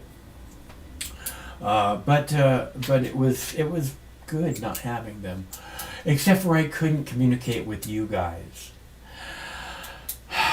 So I have another video. I'm gonna play another video. We're not getting any phone callers. This is a call-in show.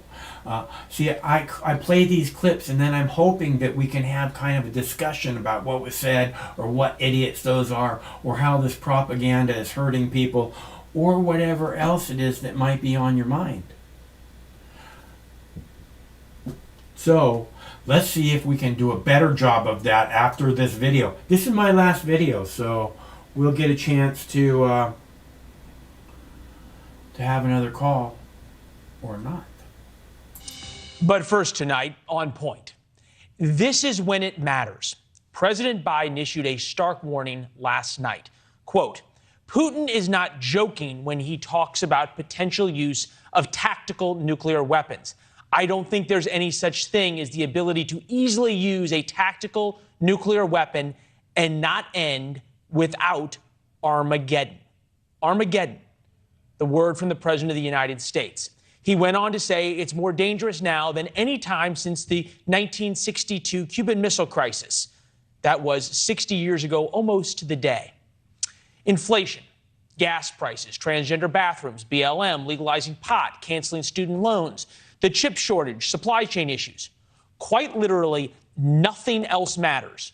Nothing else matters if we are on the brink of nuclear war. This is when it matters. This is when what the president says, when every word is truly important. Yet his administration can't seem to get on the same page. Contrast what you just heard from the president last night, Armageddon, with his spokeswoman, the State Department spokeswoman, and his defense secretary this week. We have not seen any reason to adjust our own nuclear posture. And nor do we have any indication that Russia is preparing to imminently use nuclear weapons. I don't see anything right now that would lead me to believe that he has made such a decision. The last one's a little interesting, since Lloyd Austin, the defense secretary, would authenticate any decision to launch America's nuclear weapons. Again, which is it? Are we near Armageddon or not? Was President Biden showing off for the DNC donors at that closed-door meeting? Or was he finally saying the quiet part out loud, a warning of such? Today, he ignored reporters asking that he clear things up and quite literally jogged to Marine One and then headed out to events celebrating the Inflation Reduction Act. Again, are we near Armageddon or not? To be fair, we have been hard on this administration over messaging, say on high gas prices. His press secretary says the president is only responsible when prices go down. His energy secretary says buy a $60,000 electric car and you won't have to worry about gas prices. Others in the administration hint rising gas prices might actually be a good thing because people will transition to green energy. Fine. Who cares? That's politics. That's domestic politics. Vladimir Putin, though, and his cronies watch every word President Biden and his administration say. It's actually Putin's 70th birthday today. He's reportedly spending it inside a nuclear bunker. Right. Putin's nuclear arsenal is ready as well. Their largest submarine, the largest nuclear submarine ever made, put to sea a few days ago. NATO doesn't know where it is. It hasn't been seen since. And just to sort of add a complicating factor, our ally, the president of Ukraine, just asked the United States to preemptively bomb Russia's nuclear arsenal. What should NATO do? Make it impossible for Russia to use nuclear weapons. We need preemptive strikes so that they know what will happen to them if they use them. Well, that's kind of crazy. No wonder the Russians are just a little bit frisky. In fact, U.S. stockpiles drugs used in nuclear radiological emergencies.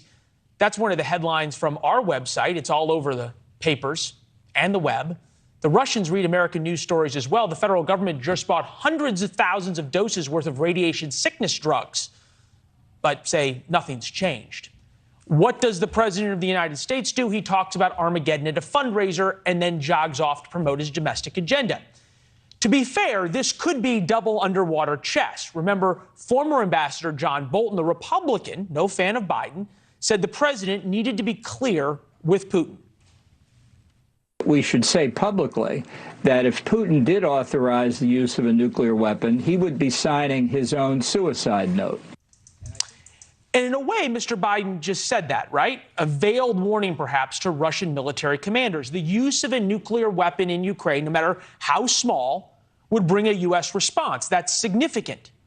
And we could believe that, even give Mr. Biden the benefit of the doubt, if today the White House said the president's words speak for themselves and left it there. But they didn't do that. The White House scrambled to clarify today. This is from the usually left-leaning Politico, how they phrase it. Clean up on aisle Biden. Their words, not ours. After President Joe Biden's nuclear Armageddon comments rocked the world Thursday, a White House official tells Semaphor's Morgan Chalifant that they weren't driven by any new assessment of the situation in Ukraine or Russia. So we've been near Armageddon for how long? Weeks, months, who knows? They won't tell us. It is a far, far cry from President Kennedy 60 years ago, almost to the day. It was the Cuban Missile Crisis. And he made things crystal clear. Shall be the policy of this nation to regard any nuclear missile launched from Cuba against any nation in the Western Hemisphere as an attack by the Soviet Union on the United States, requiring a full retaliatory response upon the Soviet Union. Miscalculation at times like these is what everybody worries about. Back then, like it or not, Nikita Khrushchev could not miscalculate. He knew exactly where America stood. Vladimir Putin has no idea where America stands because he has heard 5 different messages this week alone. That is fine in domestic politics, but this is nuclear war. This is when it really matters. That's On Point tonight. Niall Stanage is here, Hill columnist for the White House, covering that beat for our partners at The Hill. Niall, it is good to see you. Thank you. Did the White House comms team and the defense establishment know that the president was going to use these words last night? They haven't been clear on that point, Leland, which makes me think that they did not do so.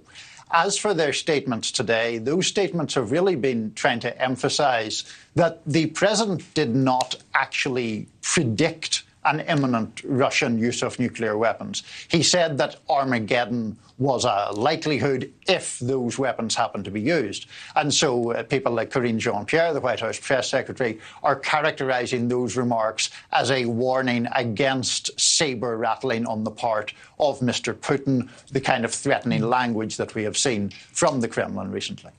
You could also read this as President Biden actually going farther than Vladimir Putin went, right? Because Vladimir Putin said, I'm not bluffing, we'll use all means necessary to defend ourselves. That's as far as he went. President Biden, at least you can read it, went farther than that.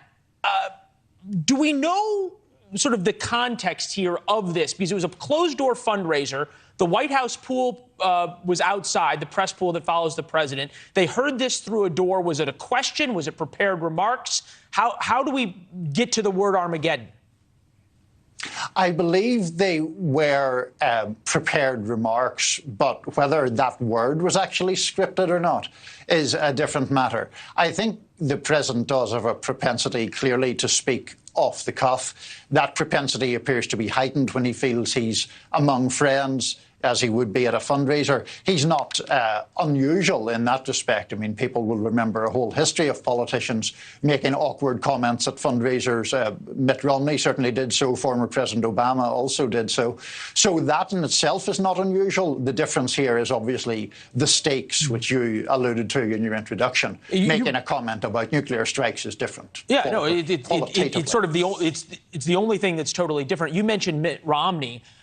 There's probably a lot of people who are looking back to 2012 when he was laughed out of the room by then President Biden for saying that Russia was the most formidable adversary on the world stage. Has the White House now pivoted back to realizing what Russia really represents as a threat?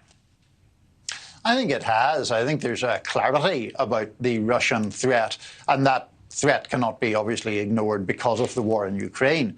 Now, the White House's overall foreign policy strategy, I think, does clearly see China as the prime threat to American dominance and to American policy. But certainly there's an awareness of the threat from Russia, the fact that we are locked in a sort of combat by proxy, really, because of how much aid we're giving to the Ukrainians, underlines that point. Yeah, well, long-term threat by China may not matter if there's a short-term nuclear war with Russia, probably, but there you go. Hey, Niall, we appreciate it. Thank you very much, my friend. Thanks, Leland. Yeah, good to see you. Well, don't forget that they still have tactical nuclear weapons, and I'm not so sure that if they got bogged down that wouldn't ultimately be a Rubicon that they'd be willing to cross just to be able to get their troops out. You know, that's retired Army Lieutenant General Jerry Boykin all the way back in February predicting this at the start of the Russian invasion in Ukraine. With us now also former Undersecretary of Defense for Intelligence. General, it's good to see you.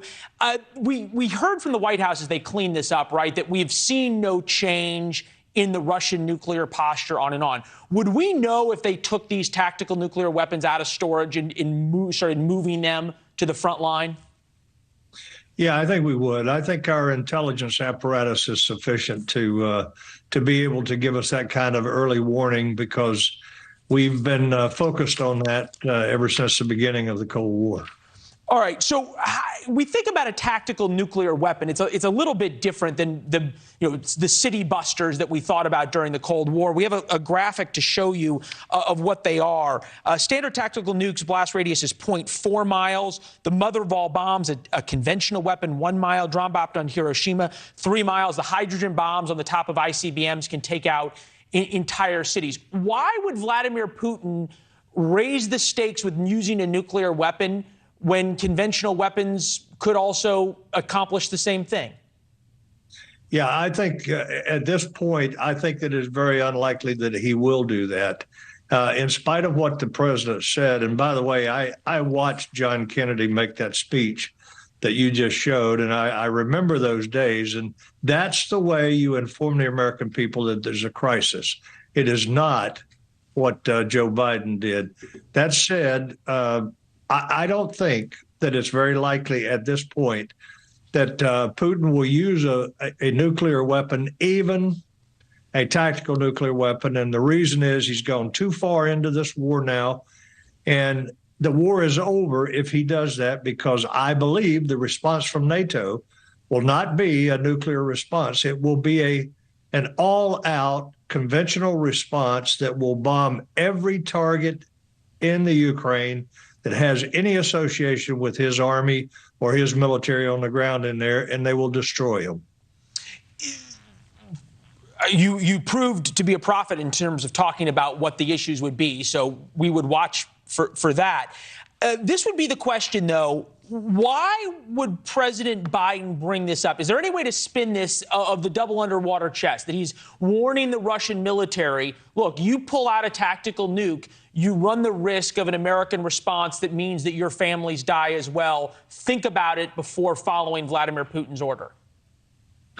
Yeah, I mean, it's hard for anybody to get inside his head and understand exactly what he's trying to say. That's why he's got a team there that cleans up behind him on just about every week. That said, I don't know that he necessarily believes that Putin is that near using a nuclear weapon. I don't think that's the case. But even if it is the case, and even if that was meant to be a threat, I can assure you that based on what they have seen, what they being the Russians, what they have seen, as well as what the rest of the world has seen of the leadership of our president right now, they probably did not take that seriously. And a lot of people say, well, don't provoke Putin. Well, how did Putin start this whole invasion? He started with a nuclear exercise. And what has happened every time he's gotten in a jam? He's threatened to use a nuclear weapon. And the fact of the matter is, I think that he set the stage with the exercise he had with Belarus, and he has used that threat, and his arsenal is only good as a threat. Once he fires a nuclear weapon, it's over. Well, you make a great point in terms of if they used a tactical nuke inside Ukraine, that the U.S. then comes to Ukraine's aid, NATO comes to Ukraine's aid inside of their country. It does change and embarrass Vladimir Putin. Dangerous times, General. Thank you. Thank you, Leland. I don't care if you think I'm Satan reincarnated. If Russia invades, that means tanks or troops crossing the border of Ukraine again. Then there will be no longer a Nord Stream 2. We will bring an end to it. Well, nobody's gotten to the bottom of 9/11, unfortunately, and they should have. And it's total bullshit, I have to tell you.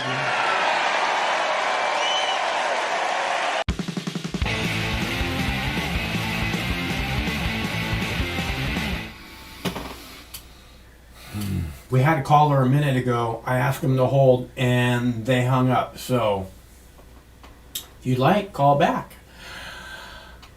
Let's see. That guy, that last person said that, oh, by the way, I do have another video. That last person said, the general, is that what they said he was, the general? He said that he doesn't think that we're anywhere close to Putin using a nuclear weapon. So that was right at the end. He said that. The thing about this is that that's the exact opposite of what Biden is saying, right? And the Biden issue, again, him saying this is just way out of line. It's not okay. What's up, G? Hey, how's it going? It's going. I just got a call from this number. Oh, you did not.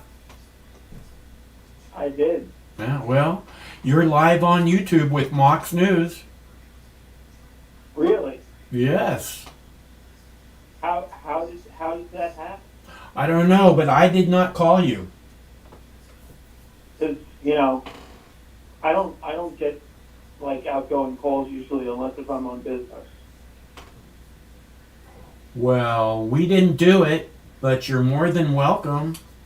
We have a live show on YouTube every Tuesday, Wednesday, and Thursday. Tonight's a special show. Glad you could be part of it. Glad you could be part of it. Okay, thank you for having me on. No problem. Anytime. So what's your streaming setup like? What do you mean? Yeah, like how do you stream live on YouTube? I use the OBS streaming software.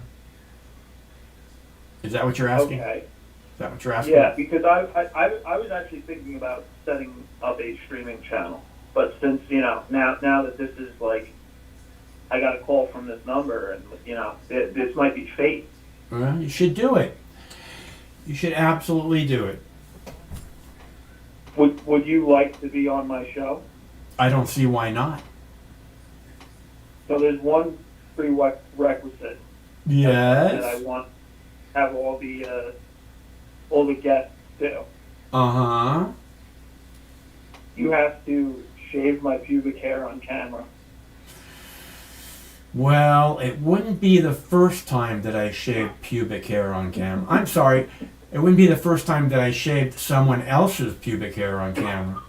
But it's probably non-starter because, you know, I don't know. I mean, I live in Seattle. I have no idea where you are, but I don't really travel, so.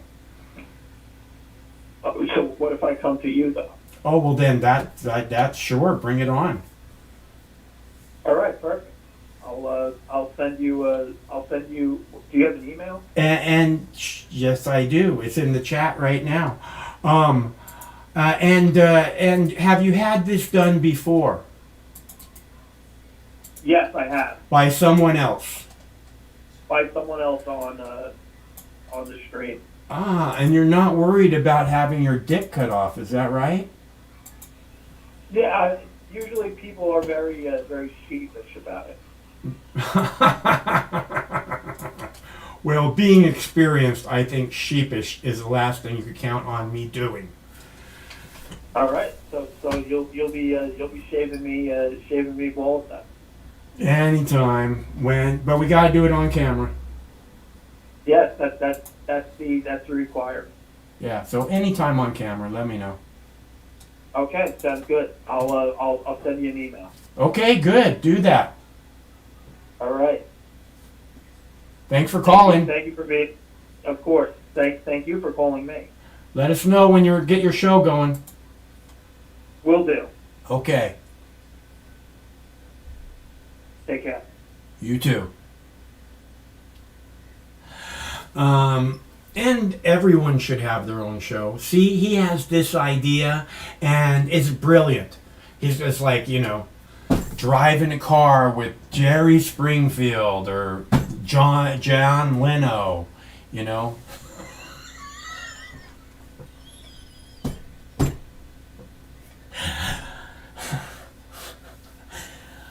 I kill me. So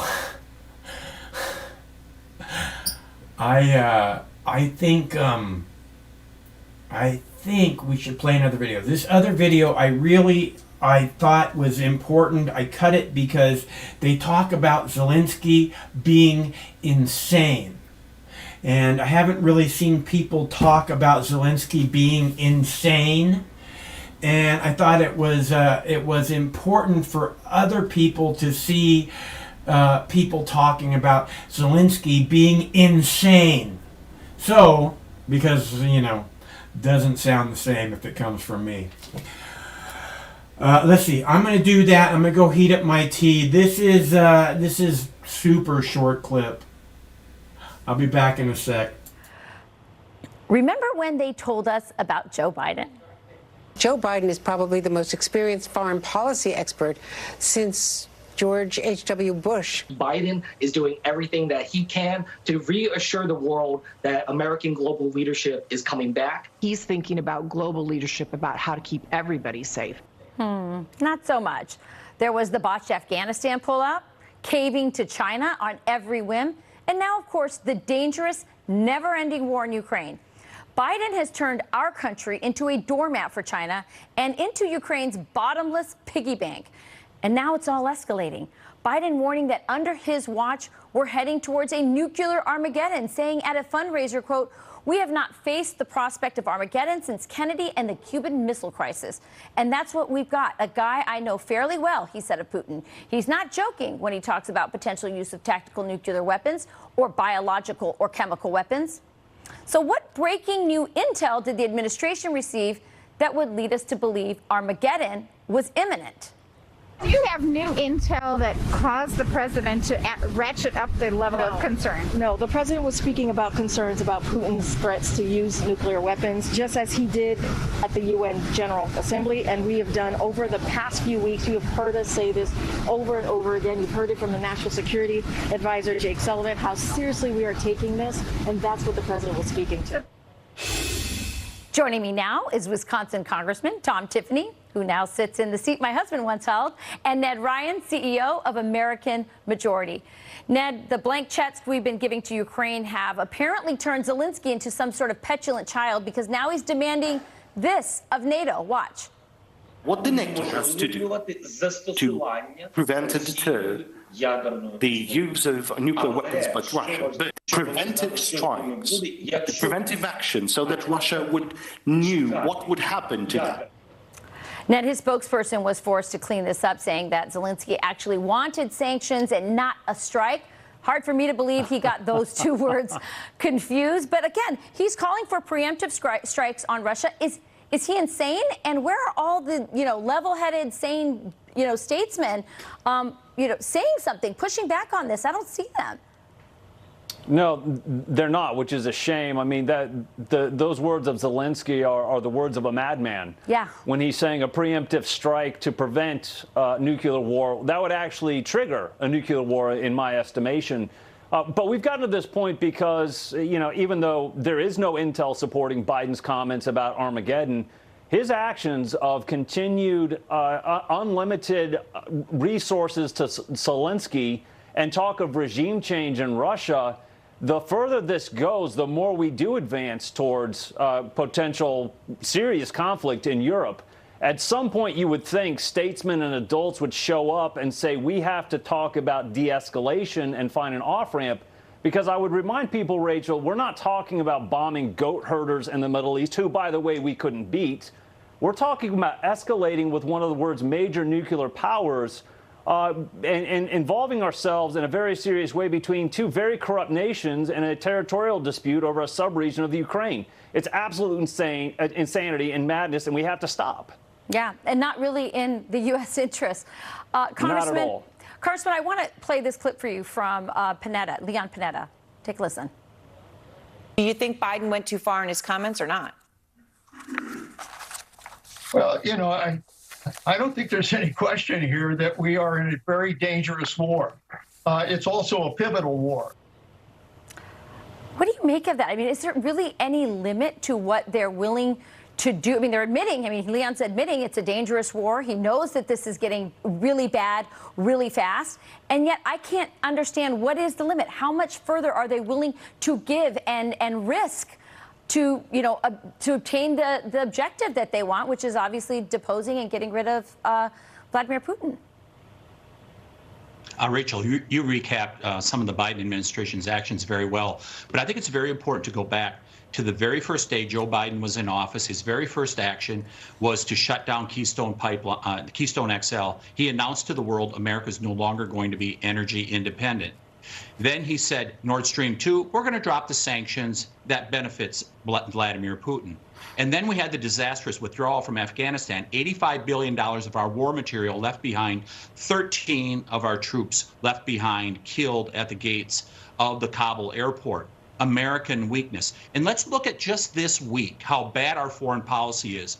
The Saudis told us to pound sand. Kim Jong-un firing missiles over South Korea and Japan. And now we have Zelensky basically dictating or attempting to dictate our foreign policy. This is what you have when we get American weakness. And this is what you have with the Biden administration and those so-called smart people you alluded to that don't know what the heck they're doing.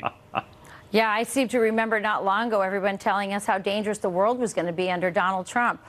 Ned, the regime media is demanding, of course, that we sacrifice more and more for Ukraine. Time published a piece saying this, quote, now is not the time for the West to soften its resolve in the fight against Putin, but to step it up. Putin will not stop until he is forced to stop. The recent $625 million security assistance package is an important step, but such support will need to continue until the job is done. Ned, we've already committed more than $16.8 billion since February. How much more are we expected to give? Or risk of our children's lives? I mean, I can't believe we're talking about nuclear war right now. Yeah, no, this is absolute insanity that we're even having this conversation as we continue to send tens of billions of our taxpayer dollars over to Ukraine with absolutely no end in sight. And if the goal is to have regime change in Russia, we are going to escalate towards something, I believe, very violent. again, I have never heard anybody make a compelling argument, Rachel, on any level. What on earth does this have to do with U.S. interests, especially the American taxpayer interests? It has nothing to do with it at all. In fact, this is really something that Europe has helped bring about with their weakness and their dependence on Russian oil. So at some point, I hope statesmen show up and say, we're going to have an off-ramp here and figure out how to solve this peacefully, because right now it feels like they are trying to compel us to go to a place that we do not want to go as a country, but even, I would argue, as the world. Yeah. I mean, Congressman, the weaker, the poorer we get with these green policies, the less leverage that we obviously are going to have. You brought up, Congressman, a great point that on day one, Joe Biden got rid of the XL pipeline. He declared a war on American energy. And it's ironic because they did all this supposedly for the environment. What could be worse for the environment than a nuclear war? There's no doubt it's American weakness. But what really concerns me, Rachel, is that are we taking the eye off the ball of what are really the greatest concerns? Communist China, they want Taiwan. Tehran, they're threatening death to Israel. I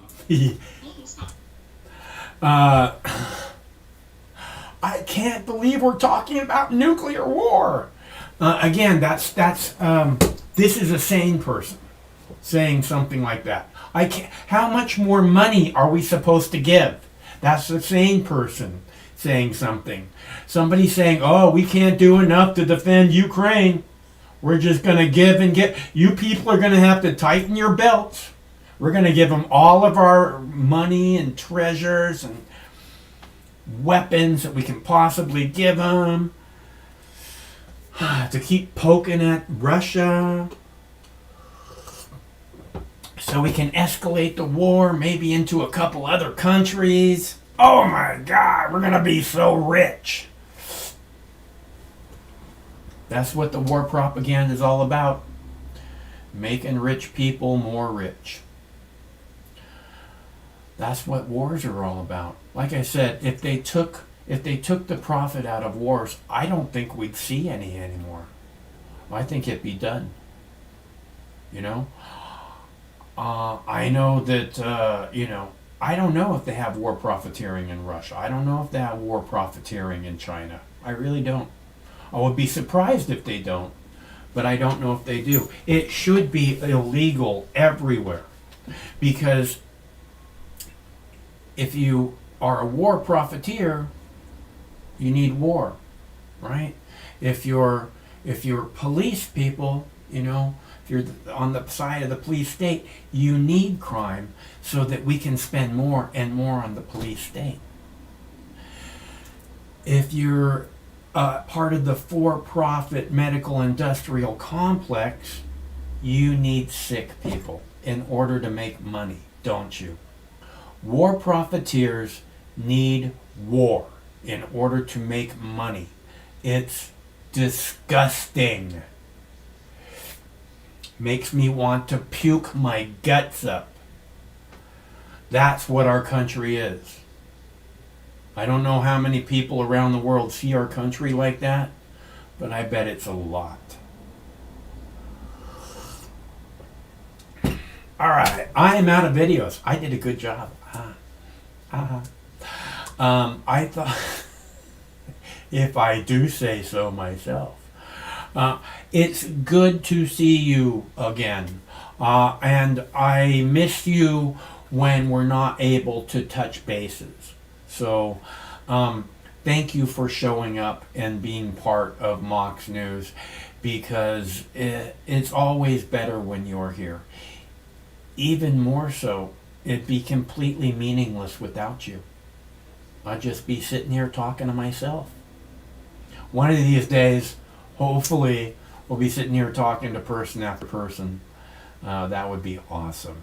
Imagine talking about how dare Joe Biden threaten your children with nuclear apocalypse, right? Imagine if we had caller after caller after caller talking about that, whatever your opinion is. You don't need to agree with me. A lot of the times it's better if you don't agree with me, because then we get a more, it's a more interesting conversation, but it's more involved. It's like, well, this side says this and this side says that, and maybe we can come to some kind of an understanding, not necessarily in the middle, but at least see each other's point of view. And, so that's why we do this here at Mox News every Tuesday, Wednesday, and Thursday at 7 p.m. Pacific Time, which means we'll be back Tuesday. Same Mox time, same Mox channel. Until then, stay cool. It's so much easier that way. Don't let these people make you think that somehow we're on the verge of nuclear devastation. Because we're not. And they've threatened that with me my whole life. At some point you have to call bullshit, right? 60 years they've been telling me, oh, we're all gonna die in nuclear devastation. I mean, at what point over a 60-year period do you call bullshit? I think for me it was right around 20. But I'm not sure. It might have been way earlier than that. Kind of weird when it comes to that kind of thing. Anyways, it's good to see you. We'll be back on Tuesday. Thanks so much for tuning in. Stay cool. It's the best way to be. Sometimes life can be a little overwhelming. Sometimes the weight of the world can be too much to bear. Sometimes you need to stop worrying and take a deep breath. Sometimes you need cannabis. Introducing Brightside, high-quality cannabis delivered right to your door. Brightside offers an extensive menu of strains and products to meet your needs.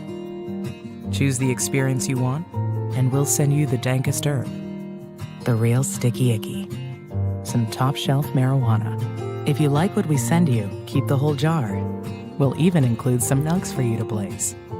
As part of Discovery, you'll get to try new strains and products.